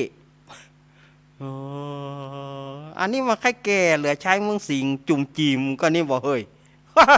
อันนี้ใครแก่ไปนี่บอกเฮ้ยก็ลืมขอเพลงที่มันพอแฮปพอดีพ่องบอกเฮ้ยอันนี้วัด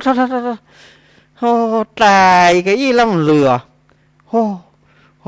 พอแล้วเนอะพับแห่งนี้นะพับแห่งนี้นะ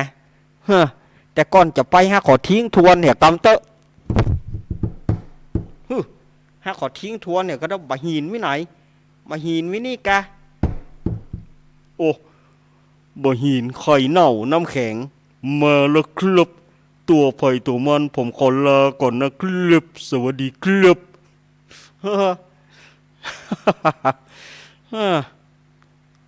มาใจหยังคุณผู้ฟังลมบดีล่ำไปขว้างเหรอกันม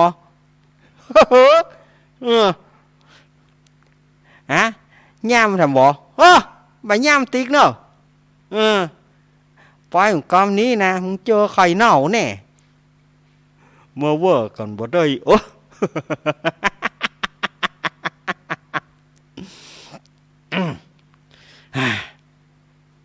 เวียได้พ่องนานก้อน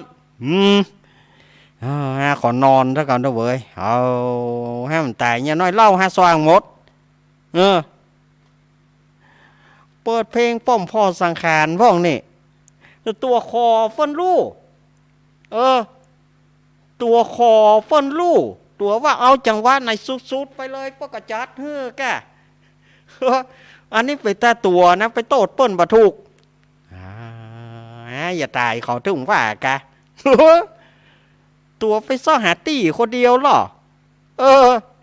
ก็ตัวว่าซ่อหาตี้คนเดียวกับยาแควนกันเนาะตัวไปซ่อหาตี้ใจเปิ้นขอเปิ้นเปิดอีนี่ถ้าเปิ้นเปิดจังว่าอื่นตัวไก่ดาเปิ้นว่านี่ก็มาหาเล่นเอาจังว่าแง่วทะกะสุมาเตอะจะว่าอีกระต่ายทะกะว่าเฮ้ยหัวตายมันตายหัวจะว่าตายว่าตายว่าหัวว่าตายก็ป่วยพุ่นบอกพ่อสังขารตัวเก่าหรอไปมึนปีกเอาไปกินเหล้าที่อื่นร้านนี้โนเวสเวิร์นเวอร์บอกเข้ามาเห็นมั้ยเนอะสนุกสนานกับพ่อสมหือน่ะ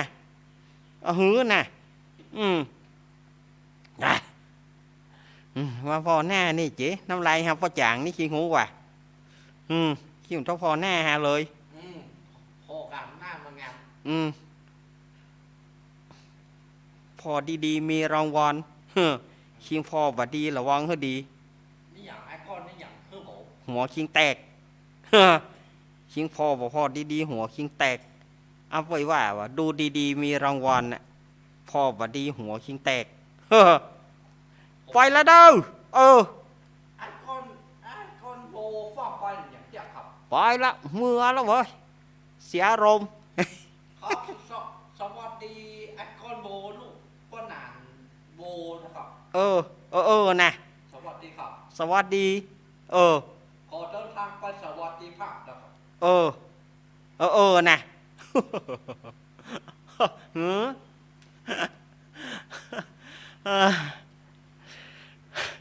ไอ้ก้อนเนาะไอ้หนานก้อนเฮ้ยอ่านไหนก้อนห้ามไปสิ่งโลดนะครับ ฮากก็หูก็ลูกให้กล้วยไฟอันนี้ ถ้าผมหูกับก้อนหนานก้อนโบไม่ใช่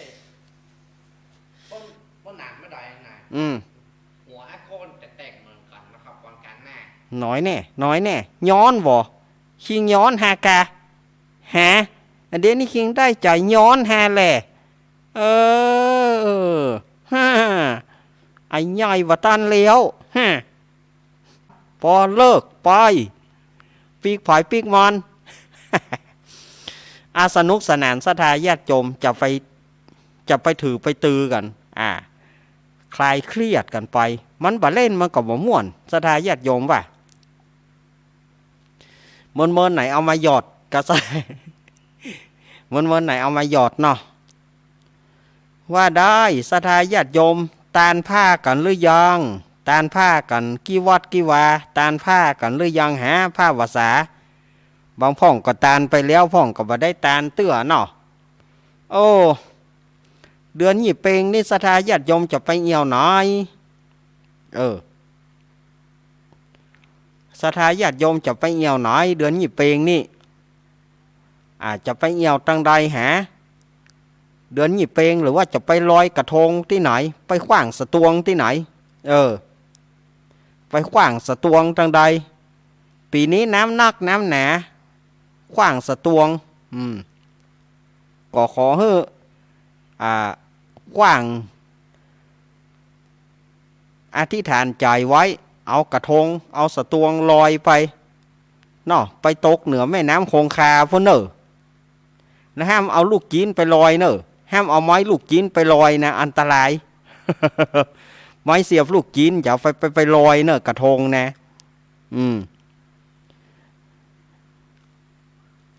ทางบ้านเฮาก็รู้สึกว่าปีนี้เทศบาลหนองล่อง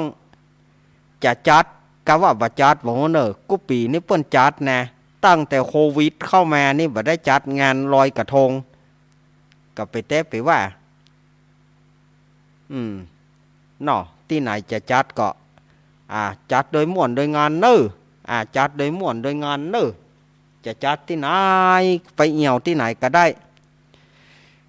อีกอย่างหนึ่งเรื่องของปฐบประภาพเรื่องของบอกพื้นบอกไฟระมัดระวังเพราะเนอลูกหลานเนอลูกไผ่กับหลานมันเตือนกันได้ก็เตือนลูกหลานการเล่นปฐบประภาพบัดเดี๋ยวมีแล้วนะมีการเลี้ยวปฐบประภาพต้มตั้มกันโดยเฉพาะเมื่อวานเนี่ยเขาจะรับจะนอนนะครับได้รับได้นอนละอ่อนเปิดเทอมก็เปิดเถอะโว้ย ข้าคือละอ่อนเปิดเทอมเนี่ยนะมดท่านะจะเปิดแล้วครับเมื่อวานบ่ได้ความหอจะเปิดแล้วครับจะเปิดวันที่1ครับเปิดวันศุกร์วันเดียวไอ้เจ้านี้เปิดวันที่1กับเปิดวันศุกร์กับเสาร์อาทิตย์เขาอยู่คำว่านี่ป่วยมันยิ่งหยางปุ้นวันที่3พวกก็เปิดวันจันทร์ปุ้นอีกะอันนี้เปิดที่1วันเดียวป่วยมันยังวันนั้นเขาก็มาเล่นนั่นแหละมาได้รับได้นอนเมื่อค่ำเมื่อวานเตื้อเขาจะรับสักคำต้มเขาจะรับสักคำต้มแห่นี่เนาะมันเปิดเทอมแล้วมันถึงดักปิ้งไงนะเนี่ยเพราะว่าหน้าบะเดียวเนี่ยละอ่อนมันบ่เป็นกินขนมละขนมข้าเนะมันกินละ จะไปเล่นกับบัตรทบนั้นนะซื้อบัตรทบซื้อบอกไฟได้ยินเขาแบบปูเมียจะเปิดวันที่1จะหรอป่วยไม่ยังเปิดวันเดียวมีไปเปิดวันจันทร์พุ่นเอาแน่ๆเลยวันจันทร์พุ่นเปิดวันที่1วันเดียวเหียเต้เสาร์อาทิตย์นะเขาก็อยู่มาฮะมันก็หมอกเดียวนั่นไงนะสถาญาติโยมลูกไผ่กับหลานมันเตือนกันพ่องระมัดระวังกันพ่องเนี่ยหน้านี้ละอ่อนมันจะโฮบอย่างเงี้ยมีตาใดก็จะไปซื้อบัตรทบบอกไฟขนมเขาว่ากินนะขนมเขาว่าซื้อกินละไปเอาไปเล่นเนี่ยมดเจ๊กได้สตางค์นัก เจ๊กได้สตางค์เจ๊กผลิตนะครับบัตรตาล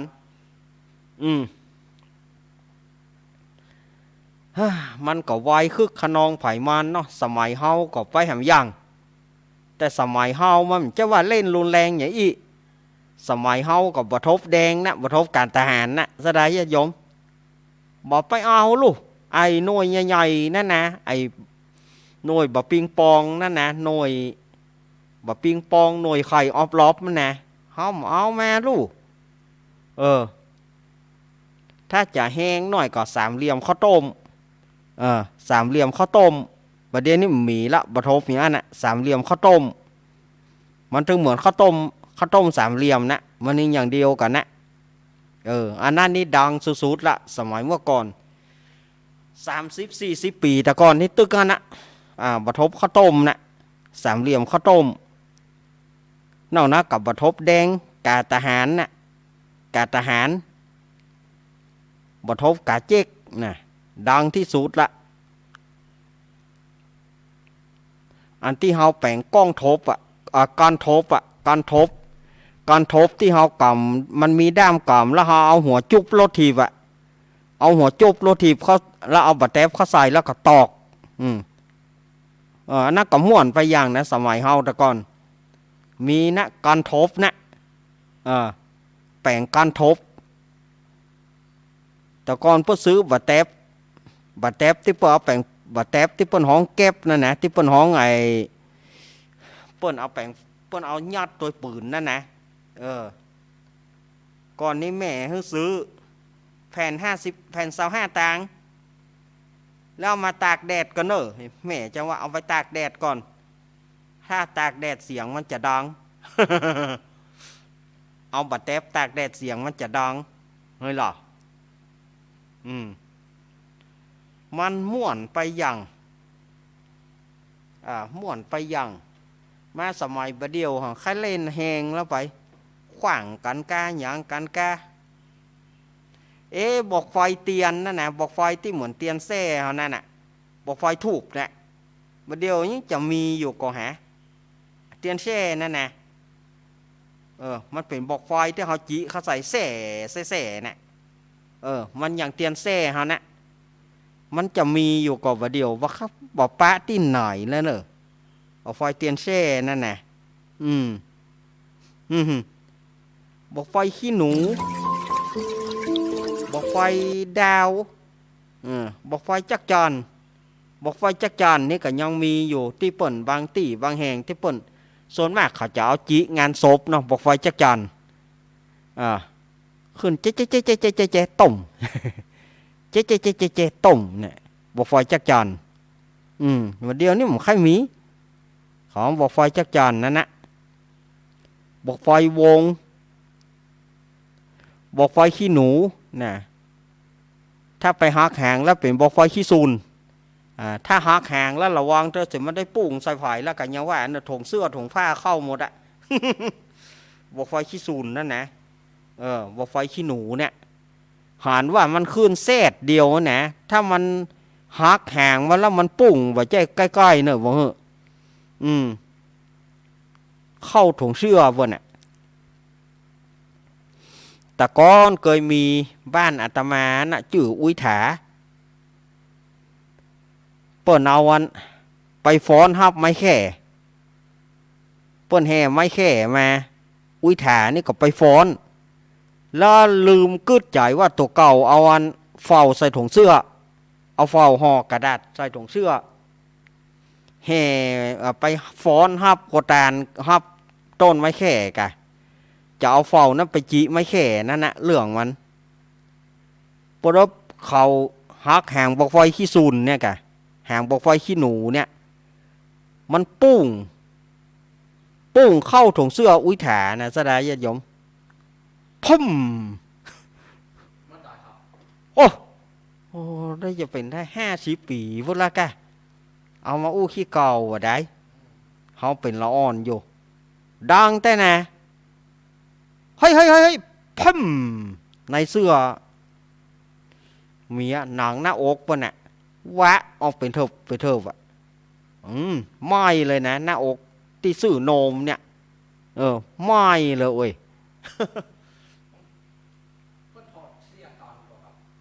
ไปตานอย่างพ่มเขา5 กะเฮ้ยปัดไปตานแล้วมันปุ้งเข้าถุงเสื้อกับถูกกระดาษฟาวกับพ่มมากะก็ได้แก้ได้เก้ออย่างมันต้องหนองเนี่ยวะออกเลยอะบัดตายเพื่อก็อยู่ได้หามจันเมินเพื่อก็มาตายเมื่อสักประมาณสัก5 ปีที่แล้วนี่บัดได้แต่อู้ถึงว่าที่บอกไฟเข้าถุงเสื้อเนี่ยมันสัก50 ปีได้เฮายังเป็นละอ่อนแมวไปวัดตัวป่อไปวัดตัวป่อหลบป่ออุ้มโล่นป่อหวบได้โล่นบอกไฟเข้าถุงเสื้ออุ้ยถาเมื่ออันตรายเหมือนกันนะสมัยก่อนนี่ห้ามหักแข็งเนอะถ้าหักแข็งนี่มันปุ่งเราบอกไฟเนี่ยบอกว่าบอกไฟอย่างกระจ้างเตอะหักไปแหงมันแล้วนะมันแบบใจขึ้น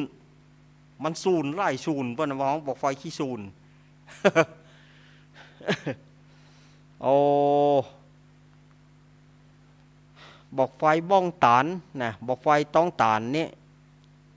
บัดเดียวนี่เขาแปลงจาดเดียวแต่ก่อนมันมี3 จาดก็หรอจาดที่3มันจะแตกจาดที่1จาดที่2นะจาดที่3มันจะแตกบอกไฟกบบอกไฟกบนั่นบ่มีแล้วบัดเดียวแต่ก่อนมันไปกบเต้นนี่ตอกยอกบอกไฟเขาบอกไฟกบเนี่ยมันเต้นคอกยอก บัดเดียวนี่มันมีที่ไหนละบอกไฟกบนั่นนะแต่ก่อนนี่ยังพอมีอยู่บอกไฟหูบอีเบอร์ เขาแปลงบอกไฟมานะบอกไฟหูบอีเบอร์แต่ก่อนเนี่ยอาตมาชอบไปดูบอกไฟบอกไฟดอกนี่ต้องได้ไปกู้ปีแล้วไปฟังเสียงมันกู้ปีแต่ก่อนนะบัดเดียวนี้บ่ใครเล่นเนอะบ่เล่นติ๊กเนอะกลัวบอกไฟดอกนะสถานญาติโยมถ้าว่าอันใดมันงาดเสียงมันงาดสม่วนแต่ก่อนนะบอกไฟดอกถ้าเสียงมันงาดเสียงมันดังงาดขึ้นไปแล้วโตดอกมันงามหรอถ้าเสียงมันแหล่งงาดเสียงมันแหล่งดังนะเสียงมันงาดถ้าใดเสียงมันดอกมันงามตะอันนะบอกไฟดอกก่อนนี้บ้านอาตมาก็มีป้อนหนานโสมลุงทำที่ป้นแปลงอยู่เมื่อเดียวป้อนหนานโสมก็ไปอยู่ต่างบ้านลุงทำก็ตายไปละเดี๋ยวนี้ก็หมู่บ้านเฮาก็ตอกกันเองเหมือนกันแปลงกันเองเหมือนกันแต่จะเหมือนตำราเก่าๆนี่มันก็บ่มีตำราลุงทำนี่ลุงทำเด้งเนี่ยแต่ก่อนเนี่ยบ้านตะมาเนี่ยเจ้าตำรับแต่บอกไฟบอกไฟดอกนี่กู้ปีมันตื้มพาดลุงทำเด้งนั่นนะป้อนหนานโสมนี่แปลงบอกไฟดอกตำราป้อน้อยตาคำคืนหุ่งมาบอกคืน บอกไฟตำราป้อน้อยตาคำถ้าพอคืนหุ่งถ้าพอบอกไฟป้อน้อยตาคำเมื่อใดก็บอกคืน บ เป็นละอ่อนข้าปิกบ้านก็ข้าปิกหนาวก็หนาวเดือนหยิบเดือนหยี่แต่ก่อนมันหนาวหรอสดายญาติโยมถ้าพอบอกฟอยป้อน้อยตาคอมนะคืนหุ่งเต้าแจ้งบอกฟอยป้อน้อยตาคอมบอกคืน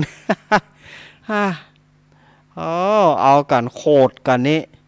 บอกฟอยป้อน้อยตาคอมตำราป้อน้อยตาคอมบอกฟอยมั่มคืน โอ้เป็นละอ่อนแต่ก่อนมันม่วนแน่บอกฟืนบอกไฟนี่แต่ก่อนมันก็บ่ใช่อันตรายว้าวจะตกเนอป่าเข้ากับป่ายากันหล่นกันโลนะมันดึงปดป่ายาเปิ่นไหลติดเอาอันเปิ่นใส่บุรีหรอบุรีสามิตรนั่นนะบุรีสามิตรนั่นนะไปโล่นเอาบุรีป่ะน่ะ โล่นเอาบุรีป่ะน่ะม่วนเหมือนกันมันม่วนไปอย่างสมัยก่อนเนาะโอ้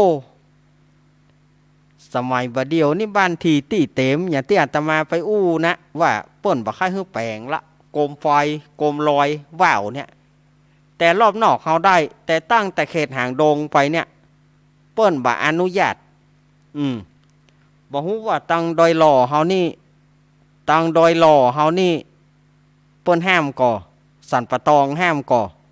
แต่ถ้าตั้งแต่ห่างดงขึ้นไปนี่เปิ้นห้ามนะพวกหัวไปปอนเครื่องบินวะ พวกหัวไปปอนเครื่องบินวะเปิ้นว่าว้าวจะไปปอนเครื่องบินวะแต่บอกว่าสายดอยหล่อสันปะตองแม่วางอย่างนี้เปิ้นห้ามก่ออันนี้อาตมาก็บอกฮู้นะการป่วยว่าวเนาะเอากับมาอู้สเปเหระเนาะสถาญาติโยมทั้งหลายเฮ้ยถ้าบอกอู้กับบอกม่วนบอกอู้กับบอกม่วนเอาขี้เก่าขี้หลังมาอู้อย่าพ่อง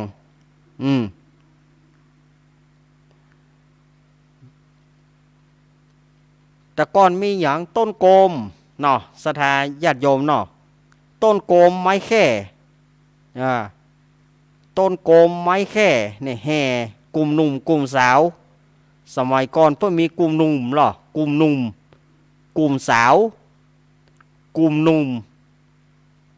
มีหัวหน้ากลุ่มหนุ่มหัวหน้ากลุ่มสาวเก็บสตางค์กัน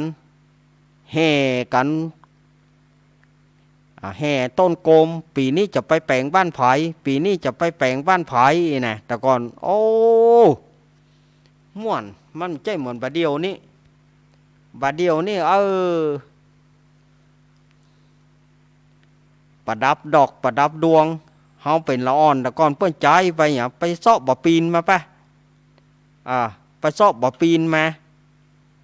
เอาบ่ปีนมาเอาบุบเอายางมันเอายางบ่ปีนนะติดดอกติดดวงติดกระดาษมันจะมีแป้งบัวแป้งแบะอย่าง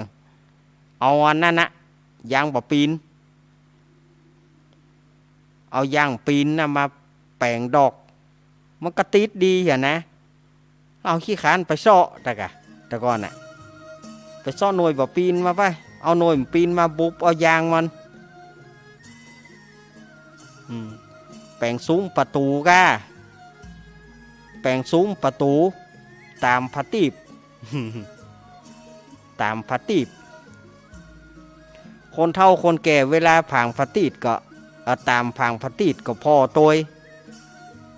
เมื่อประมาณสัก10 กว่าปีที่แล้วนี่นะคนเฒ่าตังสิเตียนี่เมาสุมาเตะกึ่งโกนออกขนุนเมาตามผางพติด รถมาปัดตายบ่ได้นะคนเฒ่าตังสิเตียเนี่ยเมากึ่งโกนออกขนุน ตามผางพติดบ่พอรถรถน่ะกับแม่กะเมากึ่งกือ แป่งโกนกึ่งคือยึกะมันใกล้บ้านมันหรอมันตัดหัวบ้านพอหรอที่ตามผางพติดก้มตามผางพติดพวกแป่งจิตดีชายจะดีกะอันนี้มันกึ่งโกนออกนอกขนุนไทยกึ่งโกนออกเกินไฟ กึ่งโกนออกเกินไฟบ่พอกะบ่ได้พอกะโลดนะกับมันโวย รถมาตั้งก้นแล้วสุดำ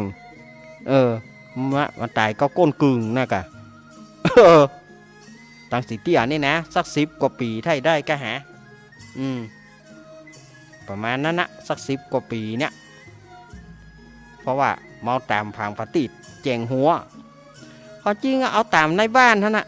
บ่ต้องไปตามแจงหัวแจงหาวเนี่ยอันตรายโดยเฉพาะบ้านใกล้ถนนหนทางเนี่ยบ้านใกล้ถนนหนทางจะไปเอาไปตามกลางควงบ้านท่านมันก็ถึงได้บุญเหมือนกันนะตามนายก็ได้บุญเหมือนกันนะว่าเอาตามแจงหัวแจงหาวบางทีเฮาใจหูโลดบ่เดียวมันใจว่าโลดนี่มันใจเลงว่าอันนี้ตู้เจ้าเนอะเฮาบ่โจรอันนี้ตู้เจ้าเนอะอันนี้คนนั้นคนนี้มันใจว่าโลดเนี่ยมันอันตรายฉะนั้นเวลาว่าคนเฒ่าคนแก่จะจุดผางปฏิดจะจุดเตียนจุดอย่างก็ดีเดือนหยี่เปงก็อยู่ฮะนะจุดมันจะไปอย่างนอกขนูนปุ้นนอกขนูนพวกมันอันตรายเวลาว่าญาติโยมจิเตียนก็ยังว่านักก้มหน้าก้มตานักกึ่งก้นออกขนูนนะเนี่ยที่อาตมาว่านะ โลดมันมากระเสยข้าวต้มได้อย่างสักอย่างตายบ่ได้เนาะฝากไว้กับศรัทธาญาติโยมนะช่วงเวลาสุดท้ายวันที่2 มกราคมวัดฝ่ายหินเนอร์งานกฐินสามัคคีวันที่9ก็ปักตังเจริญแล้ววันที่10นี่หลายตี้เนอะวันที่10นี่หลายตี้หลายตังวันที่9ที่10รวมถึงวัดอาตมาตัวเนอร์วันที่9ที่10เนาะอันนี้งานกฐินนะงานกฐินอันนี้ที่มันอยู่ในมือเอาเฉพาะกฐินนี่ก่อนเนาะงานอื่นๆก้อยว่ากันหลังเดือนหยี่เปงแล้วหลังเดือนหยี่เปงแล้วเขาก้อยมาว่างานที่ไหนพ่องเดี๋ยวเขาก็มาว่ากันงานอย่างพ่องปอยหลวงปอยลามกาเนี่ยงานอย่างแหมพ่องเอาให้มันงานกฐินนี่ให้มันเสี่ยงก่อนงานกฐินนี่ให้มันเสี่ยงก่อนสลากวัดดอนตาลเนอะสลากวัดดอนตาลวันที่3 พฤศจิกาสลากวัดดอนตาลวัดของโยมปี่พิสมัยเปิ้นจะกินสลากวันที่3สลากบัดเสี่ยงเตื้อ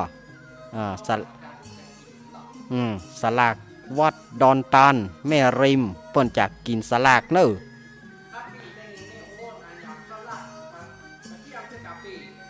แหวตีนี่ไทยจะเป็นตีสุดท้ายละสลากกระพอดเนาะให้เป็นตีสุดท้ายละศรัทธาญาติโยมสาธุชมคนดีเฮาตั้งหลายเอาละเวลาอันยังก็บอกแล้วเหรอบอกไปตะกี้แล้วเหรอเน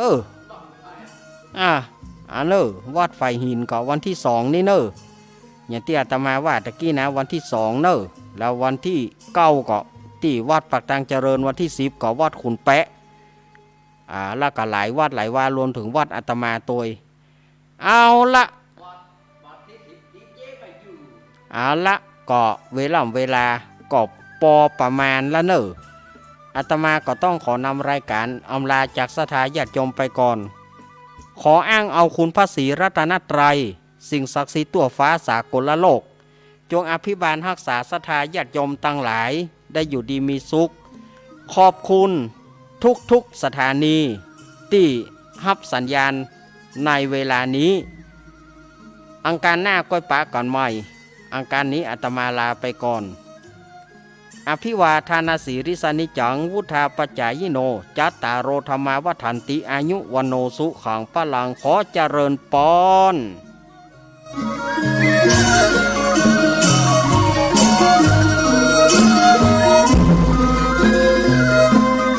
ตกจากที่สูงเรียก1669กระดูกหักเรียก1669บาดเจ็บกระดูกสันหลังเรียก1669ไฟฟ้าช็อตเรียก1669ไฟไหม้น้ำร้อนลวกอย่างรุนแรงเรียก1669